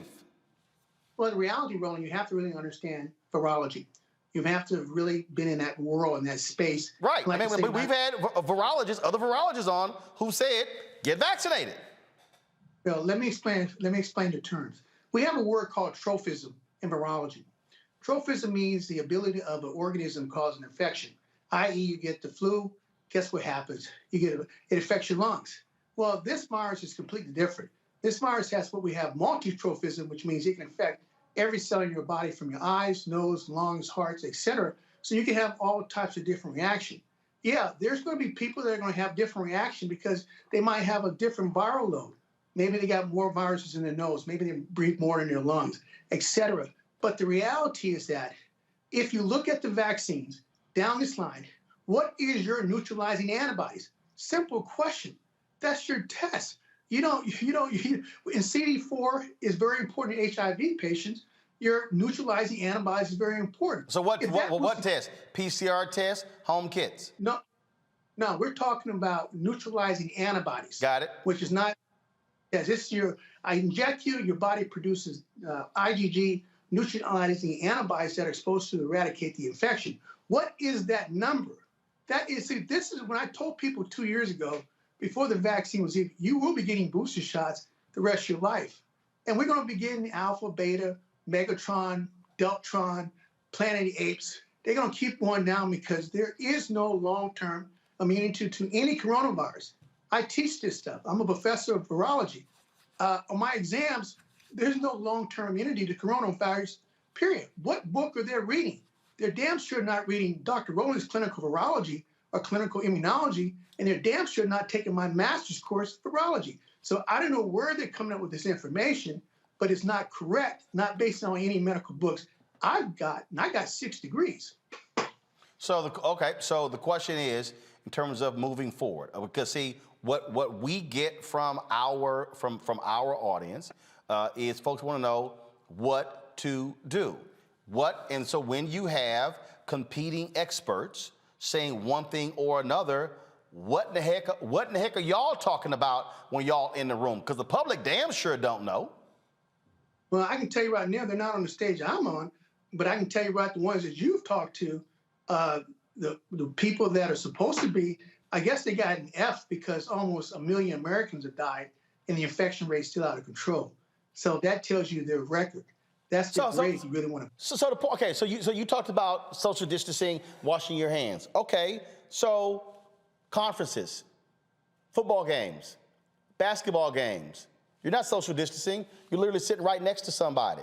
So do those no longer exist? Do we not have those events? You also talked about going out, don't touch kiosks, things along those lines. Okay, do we put on gloves? Some say, no, gloves are ineffective. So, all right, so if I'm at the kiosk, what am I pressing? Do I put on some sanitizer, press, and then put it on afterwards, or do I put on some gloves? I mean, so, because the point I'm making is, folks want to know, they want to know down to granular, what are the practical things one has to do? Saying don't touch something is one thing, okay, but what do they do? Well, that is why you follow Dr. Rowland to get the biosafety and how to navigate into the new world. You have to understand, Rowland, this disease, this virus is out of control. We have to get kids back in school.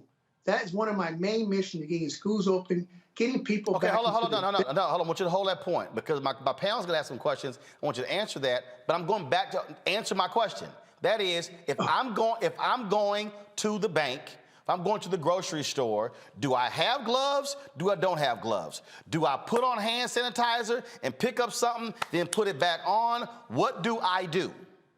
What you do is you get your hydrosol viral spray and you spray that area before you're going to touch it. And absolutely protect your hands, protect your fingers and stuff, even touching the gas pump handle. Anything that you have to do in this physical world that we are in now, protected you have with to what? Navigate. You wear gloves? Do you wear latex gloves? What do you? You can use hydrosol spray, antiviral spray. You can use hand sanitizer. You can wear disposable gloves. Anything that protects your hands from being in the contact for a transmission of that disease, you have to do that. So what I'm saying is, if I'm going to pump gas, do I put on some hand sanitizer, pump my gas, and then when I'm done, put some back on, and am I good? Hell, I would put that and also grab a paper towel for extra protection. Okay. Absolutely. Okay. Now, again, events, conferences, football games, basketball games, concerts. I can't social distance. They're literally sitting right there. I don't know who they are. And they're sitting in front of me and behind me. It's impossible to social distance on an airplane. But this is the new world that you have to navigate. Right. So what I'm asking, what do we do? You're going to have to get an upgrade mask, or you're going to have to do some serious situational changes because these events are super spreaders. Okay, so Let me give so you the hold up. The upgrade mask. So is it the N95 mask? All right, there are better masks. You can get an antiviral mask. Okay, antiviral mask. But what about the N95 mask? CDC is now recommending that as opposed to cloth mask. Sufficient. It's sufficient. Any type of barrier is sufficient. Okay. Am I also wearing, if I don't wear glasses, am I wearing goggles? Am I covering my eyes? Some doctors also say, look, you need to cover your eyes to protect you from COVID. In this environment, because the density of viruses is so concentrated, you go to Walmart, you better wear some glasses. You better wear some glasses on the airplane because you can't contract the virus to your eyes. Am I covering up my ears? Because I've heard that too. Do you cover your ears up? No, I don't cover my ears up. Eyes is one thing. Mouth and nose is the So major, you're suggesting, look, when you okay. So again, I'm going back. If it's a concert, if it's anything along those lines, and I'm around a bunch of people, I should have my eyes covered. I should have my mouth covered. Absolutely. Let me finish my thought. Now go ahead. No. I want because people again are in the chat and they're speaking to that. I want to make sure we got that answered. Now go ahead. Okay. Well, when you start talking about super spreader events. The ideal super spreader event is the cruise ships. We all know what's happening with the cruise ships. Everybody's negative before they get on the boat. Everybody's vaccinated, and man, you got outbreaks out of the world. These are super spreader events, even in a controlled petri dish environment like that. So if you imagine being on a cruise ship, imagine being at a football game, imagine being at a concert, absolutely, you have a very high probability of getting infected. If you're going to navigate into that world, you have to have the best technology. It might be a respiratory mask. It might be having hand gloves. It might be, having your own air purification unit around your neck to create a bubble for you to breathe. All of these things are in play, Roland. There's no one answer to the solution. It is a holistic approach. And this is a new world that everybody, Big Mama is going to be navigating in for the next 50 years. So you don't believe that we are going to so-called have a post-COVID world? No, not in my lifetime. That's not going to happen. Or yours. Questions for my panel. I'll start with you, Mustafa. Well, Dr. Martin, thank you for being on the show today. I'm curious, how do we get the science to the place that we need? Because the science is supposed to be playing a role with policy, at least underneath of this administration. And if we can't get the science right, then I'm not sure how we get the policy right. Well, I'm sorry, brother. The reality is they lost the science. It became a political issue. I'm trying to be, the straight shooter, always have been. I believe in science and medicine, and that's why people can't shoot me down because it's based off the books. The reality is that the science got played. The reality is that people really didn't understand RNA viruses, especially coronavirus. People don't realize that when it comes to RNA viruses, they're very difficult to treat. Ebola, dengue, I can go down the line. And what happens is that when you put a political element into a science realm, you get a bad outcome. And this is where we're at today. You can't have people in the government tell you that they didn't see mutations coming 2 years ago. I mean, that's basic science with RNA virus. So it shows you there's a significant disconnect and people are not really living the real world. But folks are living it now because the Omicron has changed everything. Ball game over, done. Teresa. Yes, thank you so much for coming on and giving that different perspective.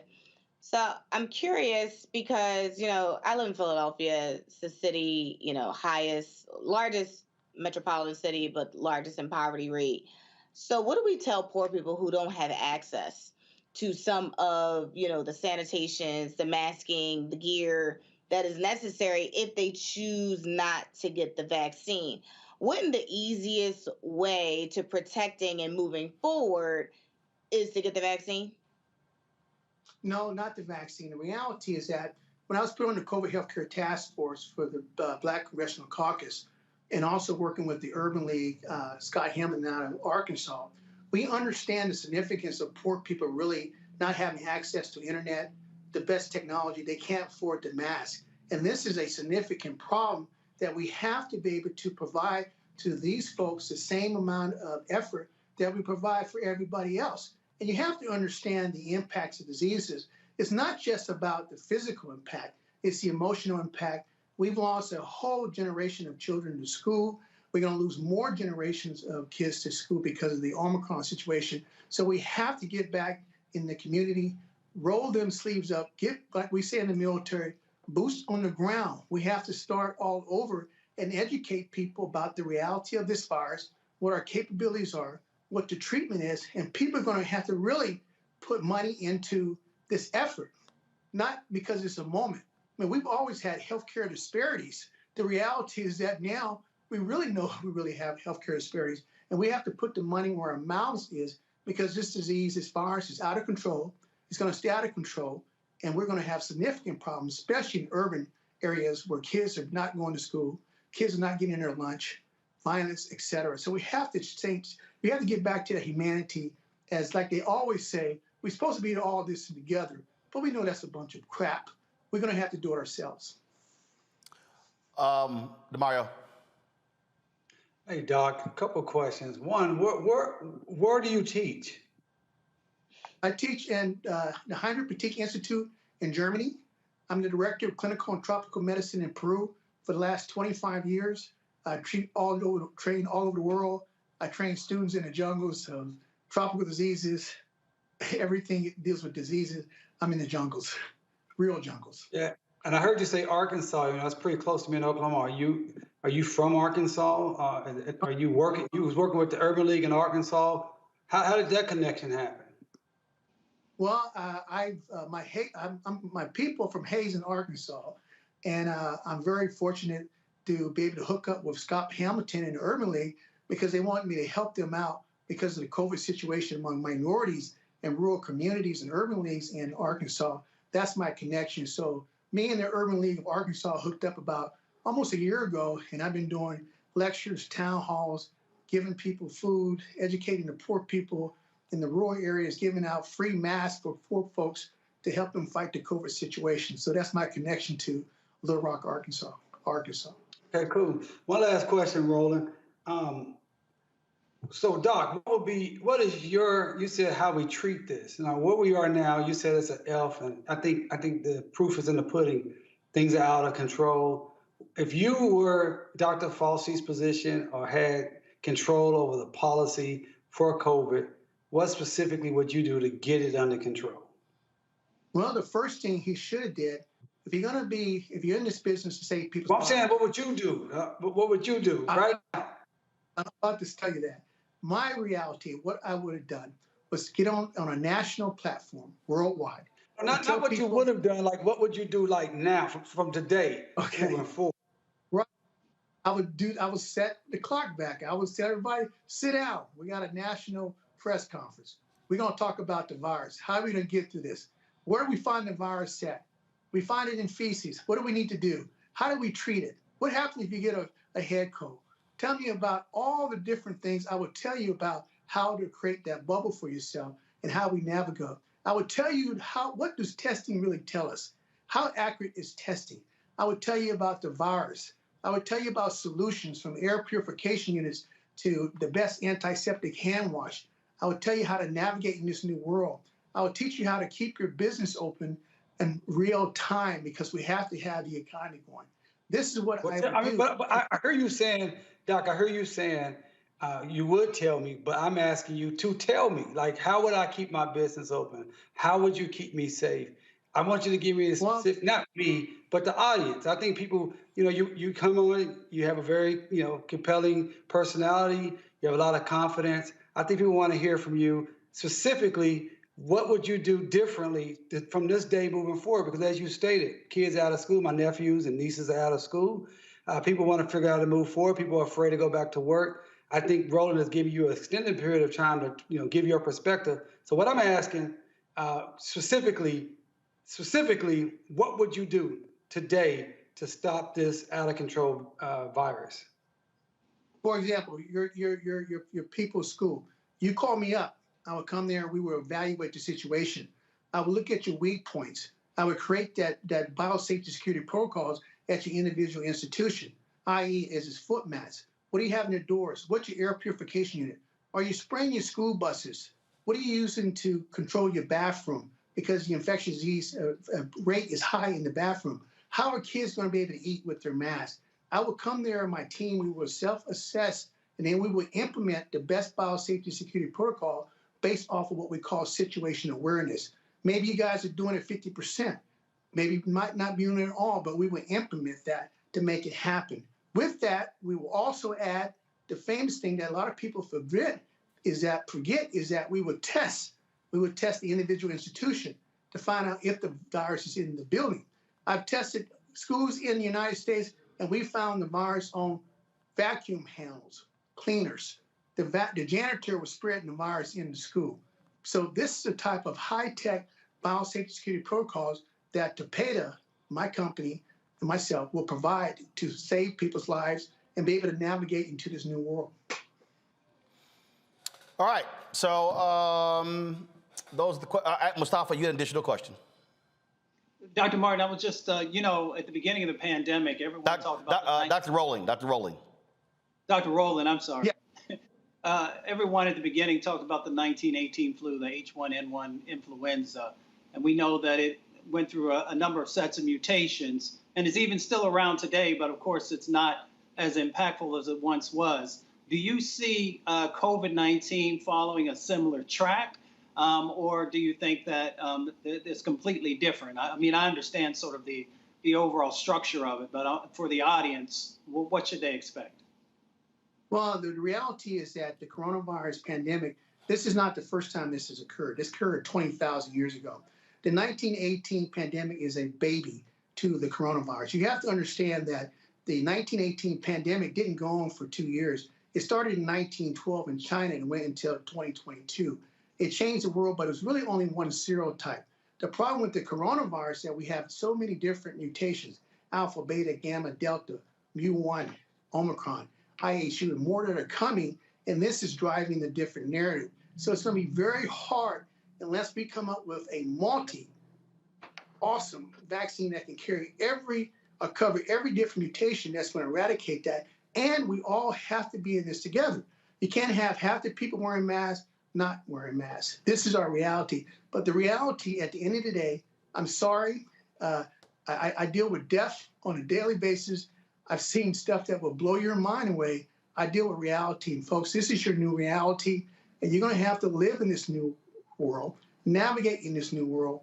This is the COVID time of your life.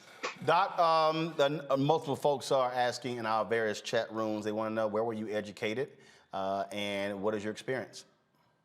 My experience, my BS was Weber State, microbiology and chemistry, minor in military science, master's degree in cellular molecular genetics, University of Nevada, Reno Medical School, MD, University of Health Science. You said University of Nevada, Reno? Reno, yeah. Okay. University of Health Science, Antigua, San Francisco Medical School, residency training in Honolulu, Hawaii, 6 degrees. Okay, no, like I said, look, here's the deal. We got a totally interactive show, and so when we have folks who have questions, we go ahead and ask the question because they want answers. You can always go to my website, has all my CV credentials on there and stuff like that. Military trained, military officer, airborne, all that stuff. Okay. All right, Doc, we certainly appreciate you coming on. Like I said, we've had numerous, we probably now have done more than 150 plus COVID segments. We've had HBCU professors, we've had virologists, we've had infectious disease experts, ER physicians, numerous people who've been on and so offering their perspective. And so we're glad that you're here to offer yours. And I've even actually had a couple of people, a couple of doctors have already said that they want to come on to refute some of what you had to say. So again, we'll let the experts do what they do. Well, that's fine. I just want to thank you for giving me the opportunity. I've been following you for about 1.5 years on this space too, and I look forward to doing a part 2 and let's make it happen and go out and save lives. That's what it's all about. I appreciate it. Thank you so very much. See, it's very interesting when we have these conversations. I love some of these folks who are like, oh my goodness, why have the conversation? Because again, that's why we talk to the folks who actually have the training and the experience. Now, if you disagree with that, you disagree with it. Like I said, I've had some doctors who reached out who said, absolutely, I disagree with him. He's wrong. Absolutely get vaccinated. And so again, we're going to have that conversation. But I'm telling y'all, what we're not going to do, we're not going to have people who don't have any expertise in any area, have no training whatsoever, having these conversations, because we need to hear from folks who do have that training. So you've got epidemiologists, you've got infectious disease experts, you've got virologists, you've got all of that. That's why we have the conversations. I told you, if we're talking about the issue of the law, we're going to have legal experts. I'm not going to have somebody who ain't a lawyer sitting here breaking down the law. Same thing, you're not going to have somebody working on your car who don't know how to fix a damn car, who has no expertise at fixing a car, and reading a manual ain't it. And so, again, that's why we do what we do. Coming up next, we're about to have a conversation about John Hope Bryan, a company he's working with, what they're working on when it comes to the in the area of housing, economic development. We talk about, again, black folks in business. I like to talk to black people who are actually in business to talk about black people doing business. Folks, you want to support what we do, of course, download the Black Star Network app. You can do so on all available platforms: Apple phone, Android phone, Apple TV, Android TV, Roku, Amazon Fire, Xbox One, and Samsung Smart TV. You can also join our Bring the Funk fan club, where every dollar you give goes to support what we do with our staff traveling all across the country and the world, bringing you the kind of news you're not going to get elsewhere. Cash App is $RM Unfiltered. PayPal is R Martin Unfiltered. Venmo is RM Unfiltered. Zelle is Roland at RolandSMartin.com. Roland at RolandMartinUnfiltered.com. Folks, I'll be back in a moment.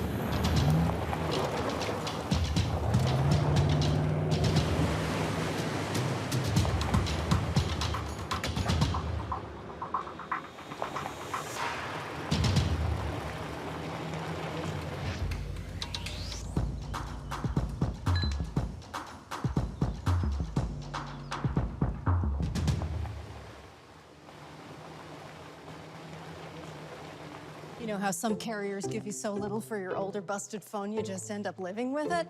I don't think so. Verizon lets you trade in your broken phone for a shiny new one. You break it, we upgrade it. You dunk it, doggy bone it, slam it, wham it, strawberry jam it. We upgrade it. Get a 5G phone on us with select plans. Every customer, current, new, or business. Because everyone deserves better.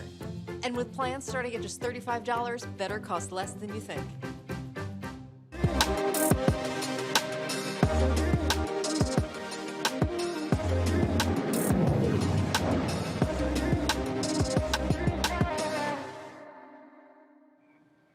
All right, folks, every Tuesday on the show, our Marketplace segment, sponsored by Verizon, focuses on the issue of business. You know, folks who do business, who are in business.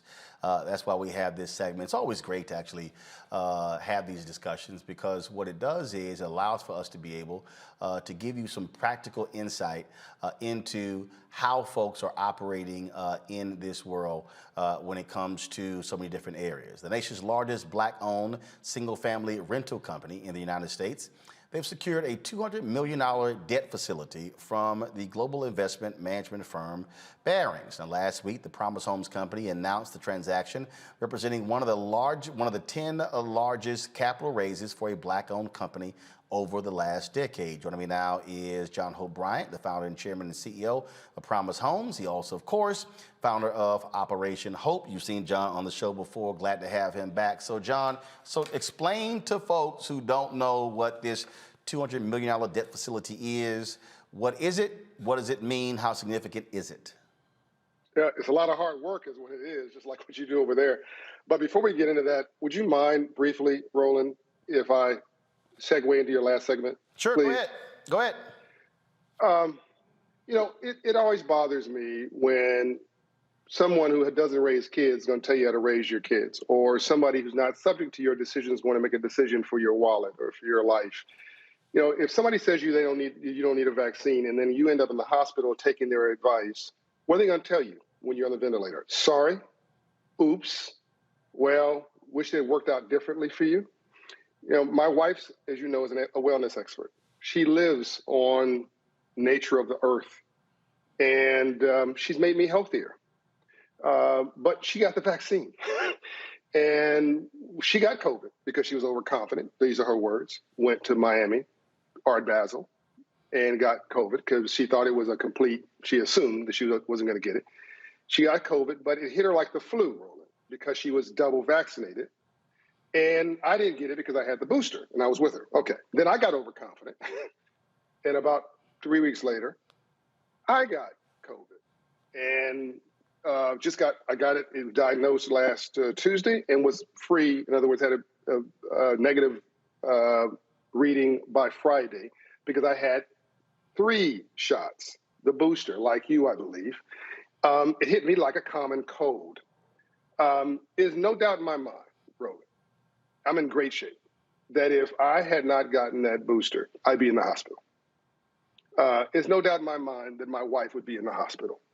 And 99.4% of everybody who's in the hospital, with a tube in their throat or dead, are unvaccinated. I think this is a very dangerous thing we're floating around here. We need to knock it off. We've been taking vaccines since we were born, right? What's wrong with this one, right? The flu used to kill millions of people all around the world. 100 million people, my bad. It's still killing 32 million a year. But this thing is killed 32,000 a year, I think the number is, I'm sorry. This thing is killed 800,000 people in less than 2 years, and it ain't stopping. And there's no cure for it. We need to knock it off. We need to stop playing with this.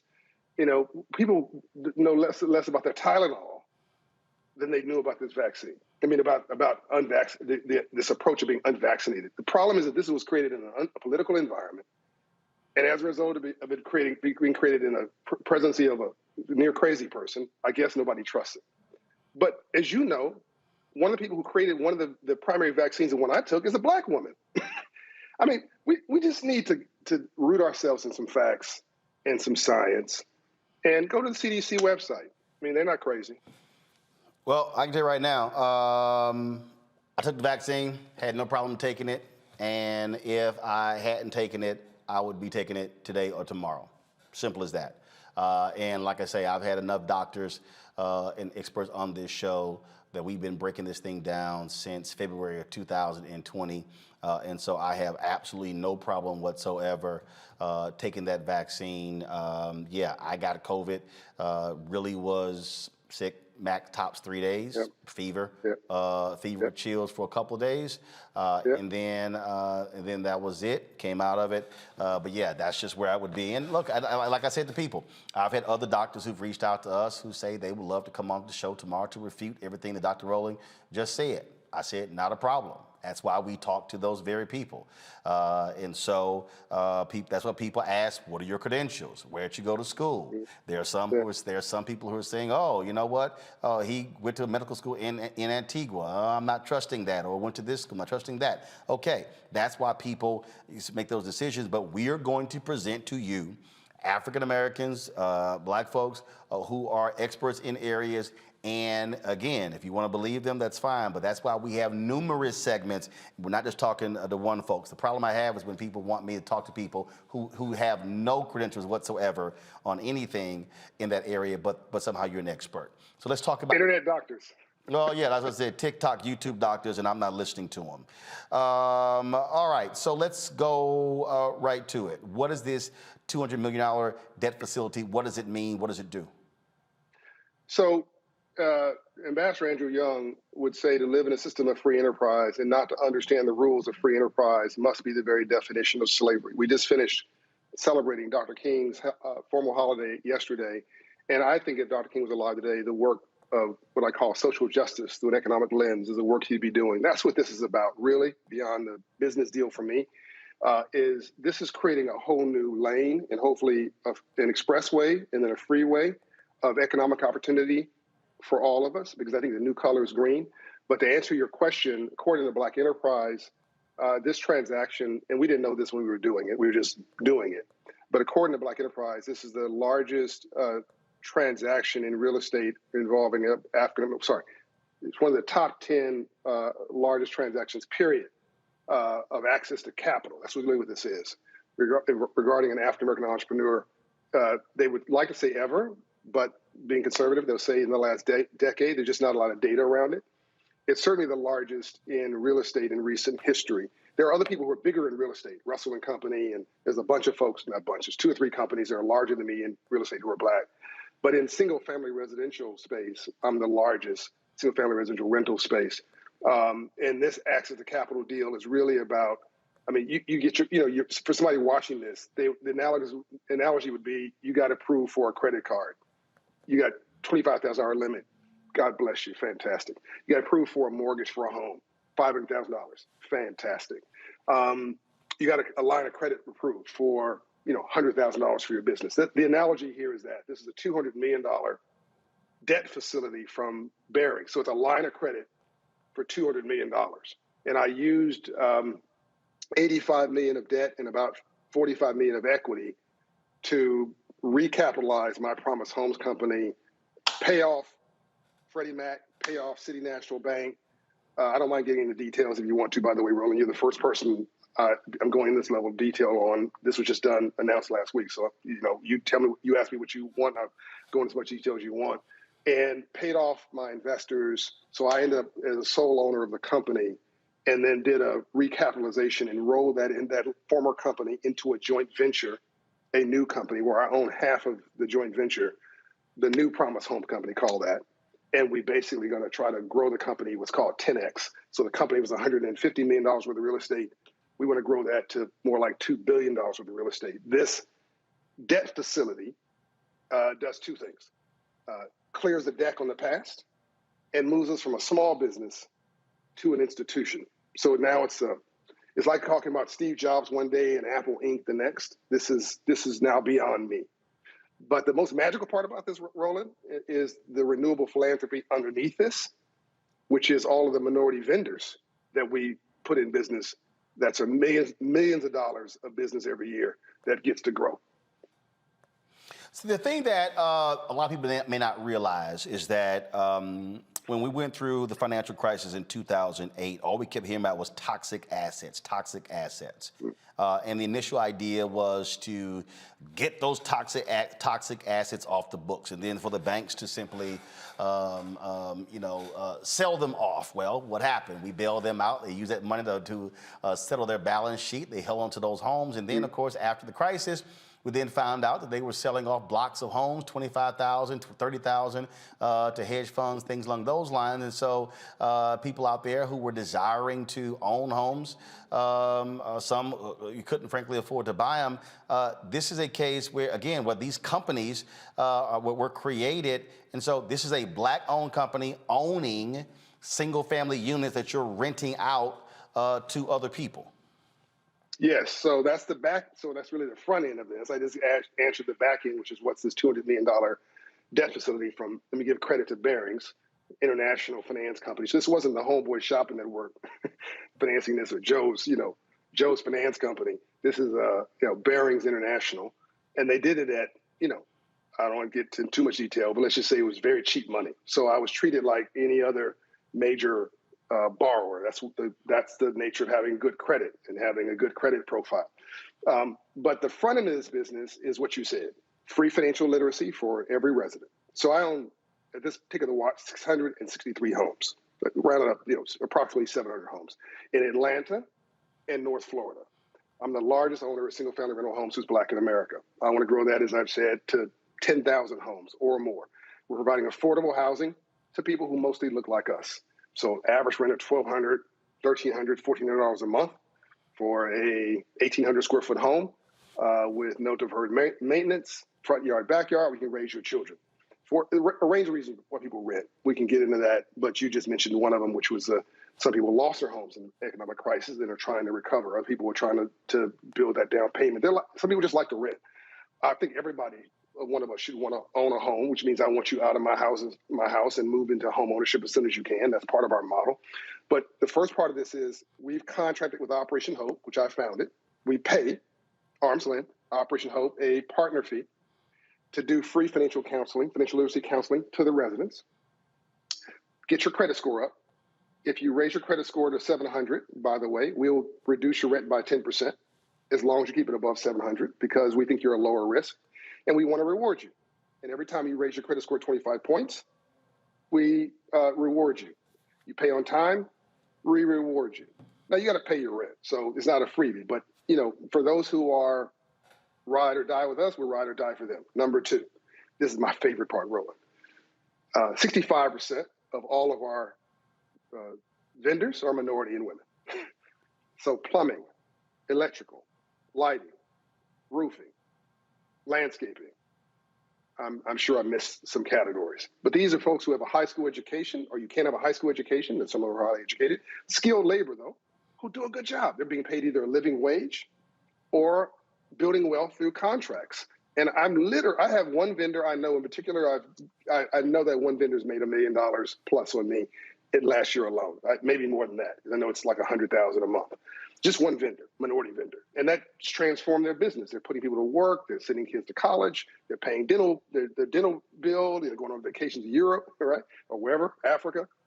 The third thing we're doing, and the bigger the company gets, Roland, the more we can grow that minority vendor pool. That's what I call renewable philanthropy. The third thing we're doing is moving people from rent to own. So you prove you're a good tenant with us, we'll give you a shot to own a home. You can buy one from us, or we'll help you by we'll sort of vouch for you with a lender. And there's a Wall Street Journal article people can read about how we made people who look like us homeowners. That's, in short, the business model. It's not really complicated. 41% of us own a home, so we got to fix that. Far too many of us are renting uptown in a place that doesn't want us, with a place we can't afford, in an environment that trying to impress people we don't know with money we don't have to buy things we don't need. You should be doing is renting in your own neighborhood, in my view, and trying to find a way to buy the worst house on the best block and come up, just like I did. Questions for my panel. I'll start with you, Mario. Man, I think you're starting with me because I don't have much time here. Brother Hope, John Hope Bryan, I'm a big fan of your work. Appreciate what you're doing. Very impressed. I read about this deal a couple days ago. And so how did you start going from Operation Hope and your books with civil rights and all those things that you were pushing? How did you get into this real estate game to go from that to over almost 700 homes? Very impressive. But I'd like you to talk about that real succinctly, detail, so other people that's listening to this, not only can they rent from you or maybe buy from you, but maybe we can emulate, become more people like you. Yeah, well, thank you, and much respect for you too, brother. I want to do a master class with this at some point, so maybe I'll conspire with Roland at some point to try to sort of break this down and get into a level of detail. But for the sake of this brevity of this conversation, I've always been an entrepreneur. I was an entrepreneur before I founded Operation Hope. I started my first business when I was 10 years old. I'll save you the story. People can look at it online. I got a financial literacy course when I was 9 years old. I remember asking the banker, what do you do for a living? Banker was teaching a class on financial literacy. What do you do for a living and how'd you get rich legally? And he said, I'm a banker and I finance entrepreneurs. And I said, I don't know what an entrepreneur is, but if you're financing one and it's legal, I'm going to be one. And that's who I am today. Fast forward, as you know, most millionaires have real estate in their portfolio. There's really three ways to get rich in America. To build wealth: real estate, stock market, and owning your business, and owning your own business. And unfortunately, black folks are not doing enough of all three of those things. So fast forward, I started this company in 2017, so not that long ago, less than 5 years ago. Again, I'll say the story. I owned, a couple homes in LA, then I owned 4 homes in LA. I sold one, bought a home in Atlanta where I thought there was a lot of upside. Then I saw a lot of potential in Atlanta. I got some, I put some of my money up and my own seed corn, but I also got a couple of my billionaire friends to also back me with what was in a couple $1 million. It was pennies for them. Maybe they just did it out of charity. I don't know, but I took it seriously. And that was like, just a few homes. And I just built my model, improved it, and just kept doubling down. And as people were selling no homes in our neighborhood, I was buying. Buy, rehab, and rent. Buy, rehab, and hold. I never sold. And our neighborhoods are gold mines. And the values of my properties went up steadily, but between 2019 and last year, went up 41%. Atlanta went up 41%. Just think about this. Atlanta, a black neighborhood, went up 41% in appreciation and value in our neighborhoods from 2019 to 2021. And that's really the story. You can make a story, build a business on income, or you can build a business based on wealth appreciation. You build wealth in your sleep. Make money during the day. You build wealth when you sleep. It's compounding. We don't know enough about building wealth. We really obsess too much on what I call lifestyle riches, making money. But those are two different things. Tomorrow, thanks for your question. I appreciate it. I'm sorry, go ahead. Yeah, one thing, Brother Brian, I'd love to get you down here in Tulsa with our Justice for Greenwood Foundation and things we're trying to do. We have some real estate holdings and some developments we're trying to do. We would love to talk to you about maybe partnering with us. Absolutely. And I'll show you how I accessed $40 million from Freddie Mac and $15 million from City National Bank. And, I'll break it down how I did it. It's not magical. And it didn't matter. There was no tax. Not only was there no tax that I was black, actually, I used it to my advantage without any government programs or anything like that. But I used my race as an advantage in my community. My understanding of my community as an advantage, as an asset. And, you have to ask yourself a question when you're watching this. Do you believe in yourself? Is the glass half full or is it half empty? If you think it's half empty, just turn off the TV set. But if you believe it's half full, then you need to say to yourself, how can being black and knowing my neighborhood and being astute and focused and never getting out, how can that be an asset? Our neighborhood is undervalued. An inner city in France is called Paris. An inner city in the UK is called London. Only in America do we throw away inner cities and try to move out of them, and everybody else is moving into them. All right, Teresa, your question. Yes, absolutely. I am just taken back. I was actually looking at your website for a little bit more detail. I'm here in the city of Philadelphia, and the amount of properties that are going up either for share sale or some that where affordable housing is no longer the language of the land in terms of the gentrification and what's happening here. Wondering, one, if you are interested in coming to Philadelphia, and then two, definitely when you get that masterclass up and running, please, let me know for that. But really particularly interested on the market of how are you maybe helping individuals who may be looking at, some of the stuff that's going on through share sales right now. Yeah, so I don't want to get into shared anything on this short conversation. It's a great concept, but keep in mind, nobody washes rental cars. Keep in mind that if you want to distribute money like a socialist, you first collect it like a capitalist, and no one's going to care about your asset more than you. I'd much rather you if somebody's watching this and they make $35,000, they have 3 children. The government owes you, if you ever filed for an EITC, government owes you about $18,000. Combine that with a child tax credit from the federal government under this new stimulus package of $9 grand. You've got 30 grand. Take that 30 grand, put it as a down payment. Take 15 grand, buy a rehab home in Philadelphia, a tear down home, buy it for almost next to nothing, get a construction loan to rehab it, put $15,000, $20,000, put $5 grand in the reserve account, and you'll now end up with an asset worth, I'm guessing, $70,000 to $100,000, and then rent it out, and then let that stabilize for a minute, and then use the equity from that one to then buy a second one. And then once you've done that 3 times, you've got sustainability, and that real estate will only go up in value.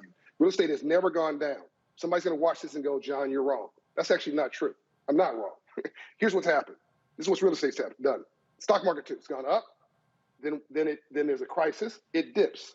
What do black folks do? We sell on the dip. And then what happens? It then corrects above the line every time. Then another crisis, 10, 20 years later, it goes down. What do? We sell on the dip. We get all wigged out.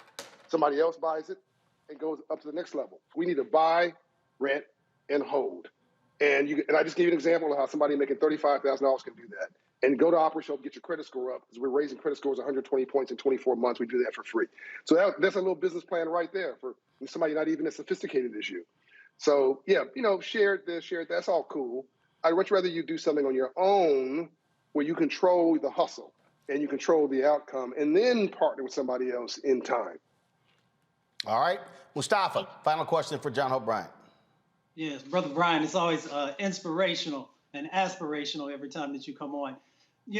As you talked about, many of the adults who go through the program and learn, a number of different types of things, is there also opportunities for younger people also on that journey? Absolutely. We've got Hope Business in a Box Academy. I'm now mixing metaphors now. This is Operation Hope, my nonprofit.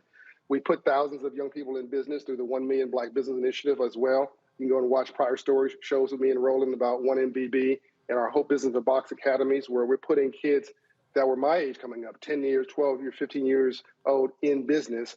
And there's hundreds of stories and videos people can watch on young people starting businesses and owning real estate. We should start early. Look, you farm club, if you're in Canada, they'll tell you who the NHL players, hockey league players are in elementary school, the pros, because they identify them. Where do we find our football players, our basketball players? We farm club them in middle school. And then by the time they get to college, they're already destined for the pros. What do we do with entrepreneurs, small business owners, real estate investors, securities and lawyers? Nothing. There's no farm club system in our neighborhood. Now, we are experts at social justice. We'll tell you discrimination, black people, a mile away. We'll tell you police brutality 5 miles away. But we can identify a stock or a bond or real estate investment in our own neighborhood the way we should. This has to become the new movement. Social justice through an economic lens that starts early, as you said, with young people. All right. John Hope Bryant, I appreciate it, man. Thank you so very much. Good luck with it. And like I keep saying over and over again, people love saying, hey, we need more black-owned businesses. I say, no, we need black businesses with capacity, building capacity. This is only the beginning, Roland, just like with what you're doing with your content, only the beginning. All right. John, thanks a lot. God bless you. Demario, Mustafa, Teresa, I really appreciate y'all joining us today on the show. Thank you so very much. I'm going to go to a break. When we come back, I'm going to have a few more headlines, folks, and then we're done. You're watching Roland Martin Unfiltered right here on the Black Star Network.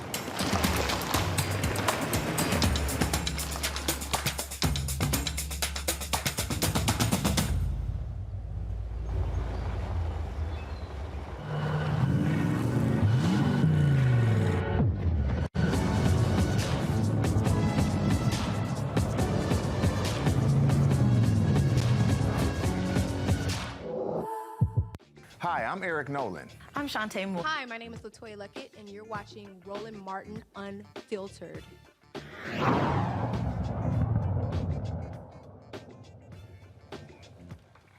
All right, folks, the former Chicago police officer convicted in the fatal shooting of Laquan McDonald is getting out of prison next month. A jury convicted Jason Van Dyke in 2018 of second-degree murder and 16 counts of aggravated battery. Now, when Van Dyke gets released on February 3rd, he would have served 6 years and 9 months. That's about half of his sentence. He will be on parole for at least 2 years. All right, folks. An investigation is underway after body cam footage shows a Florida male cop grabbing a female officer by the throat after she tries to pull him away from an alleged suspect. Y'all, watch this video. It's crazy. I got it, folks. The footage shows Sergeant Christopher Police, the Sunrise Police Department, okay, leaning into a police car and hovering over a handcuffed black male suspect while holding pepper spray. A 28-year-old unidentified female officer approaches him and pulls him away by tugging on the back of his belt in response. He then confronts a subordinate and grabs her by her throat. The incident took place in November. The 21-year veteran has been assigned to desk duty while the department investigates the incident.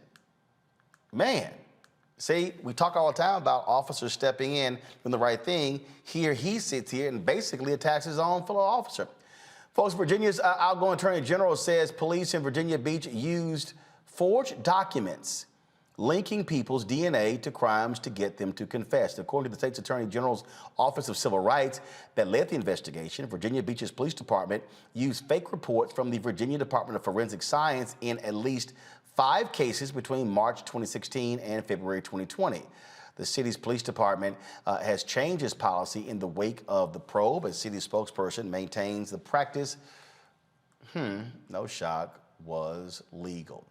Folks, Virginia Governor Glenn Youngkin wasted no time signing several executive orders after being sworn into office over the weekend.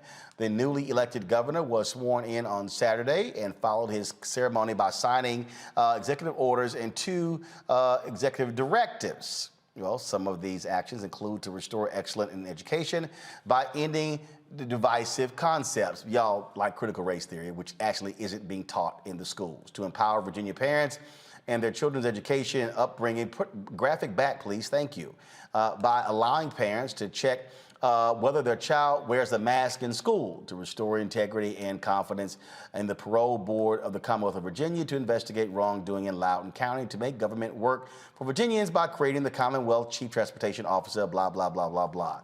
Bottom line is, y'all, we know exactly what it was doing. And so he ran on critical race theory, which actually didn't even exist. But that's just one of the things that you see.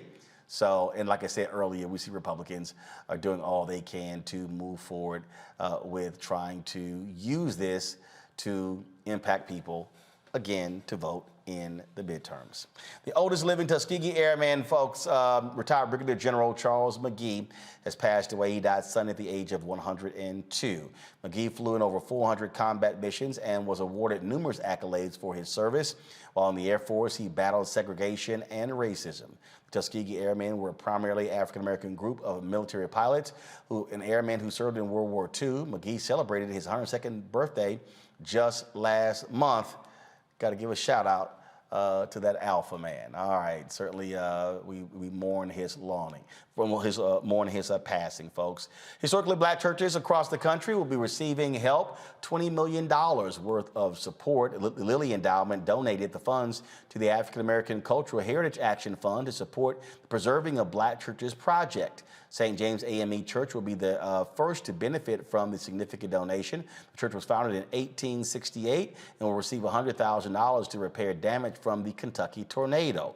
More than 50 churches will receive funds from the Preserving Black Churches project over the next 3 years. So certainly glad to actually hear that. And also, folks, tonight, in Boston, go to my computer, please. The first black NHL player, Willie O'Ree, had his jersey retired. His number 22 of the Boston Bruins will hang in the rafters after that ceremony took place again just a few moments ago.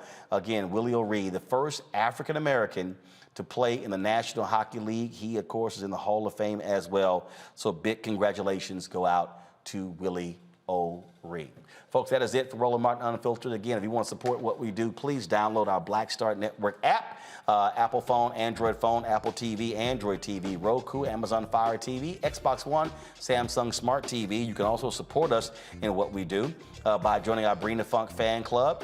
Cash App is $RM Unfiltered. PayPal is R Martin Unfiltered. Venmo is RM Unfiltered. Zelle is Roland at RolandSMartin.com. Roland at RolandMartinUnfiltered.com. Folks, thank you so very much. We'll see you tomorrow right here. Roland Martin Unfiltered on the Black Star Network. Holla!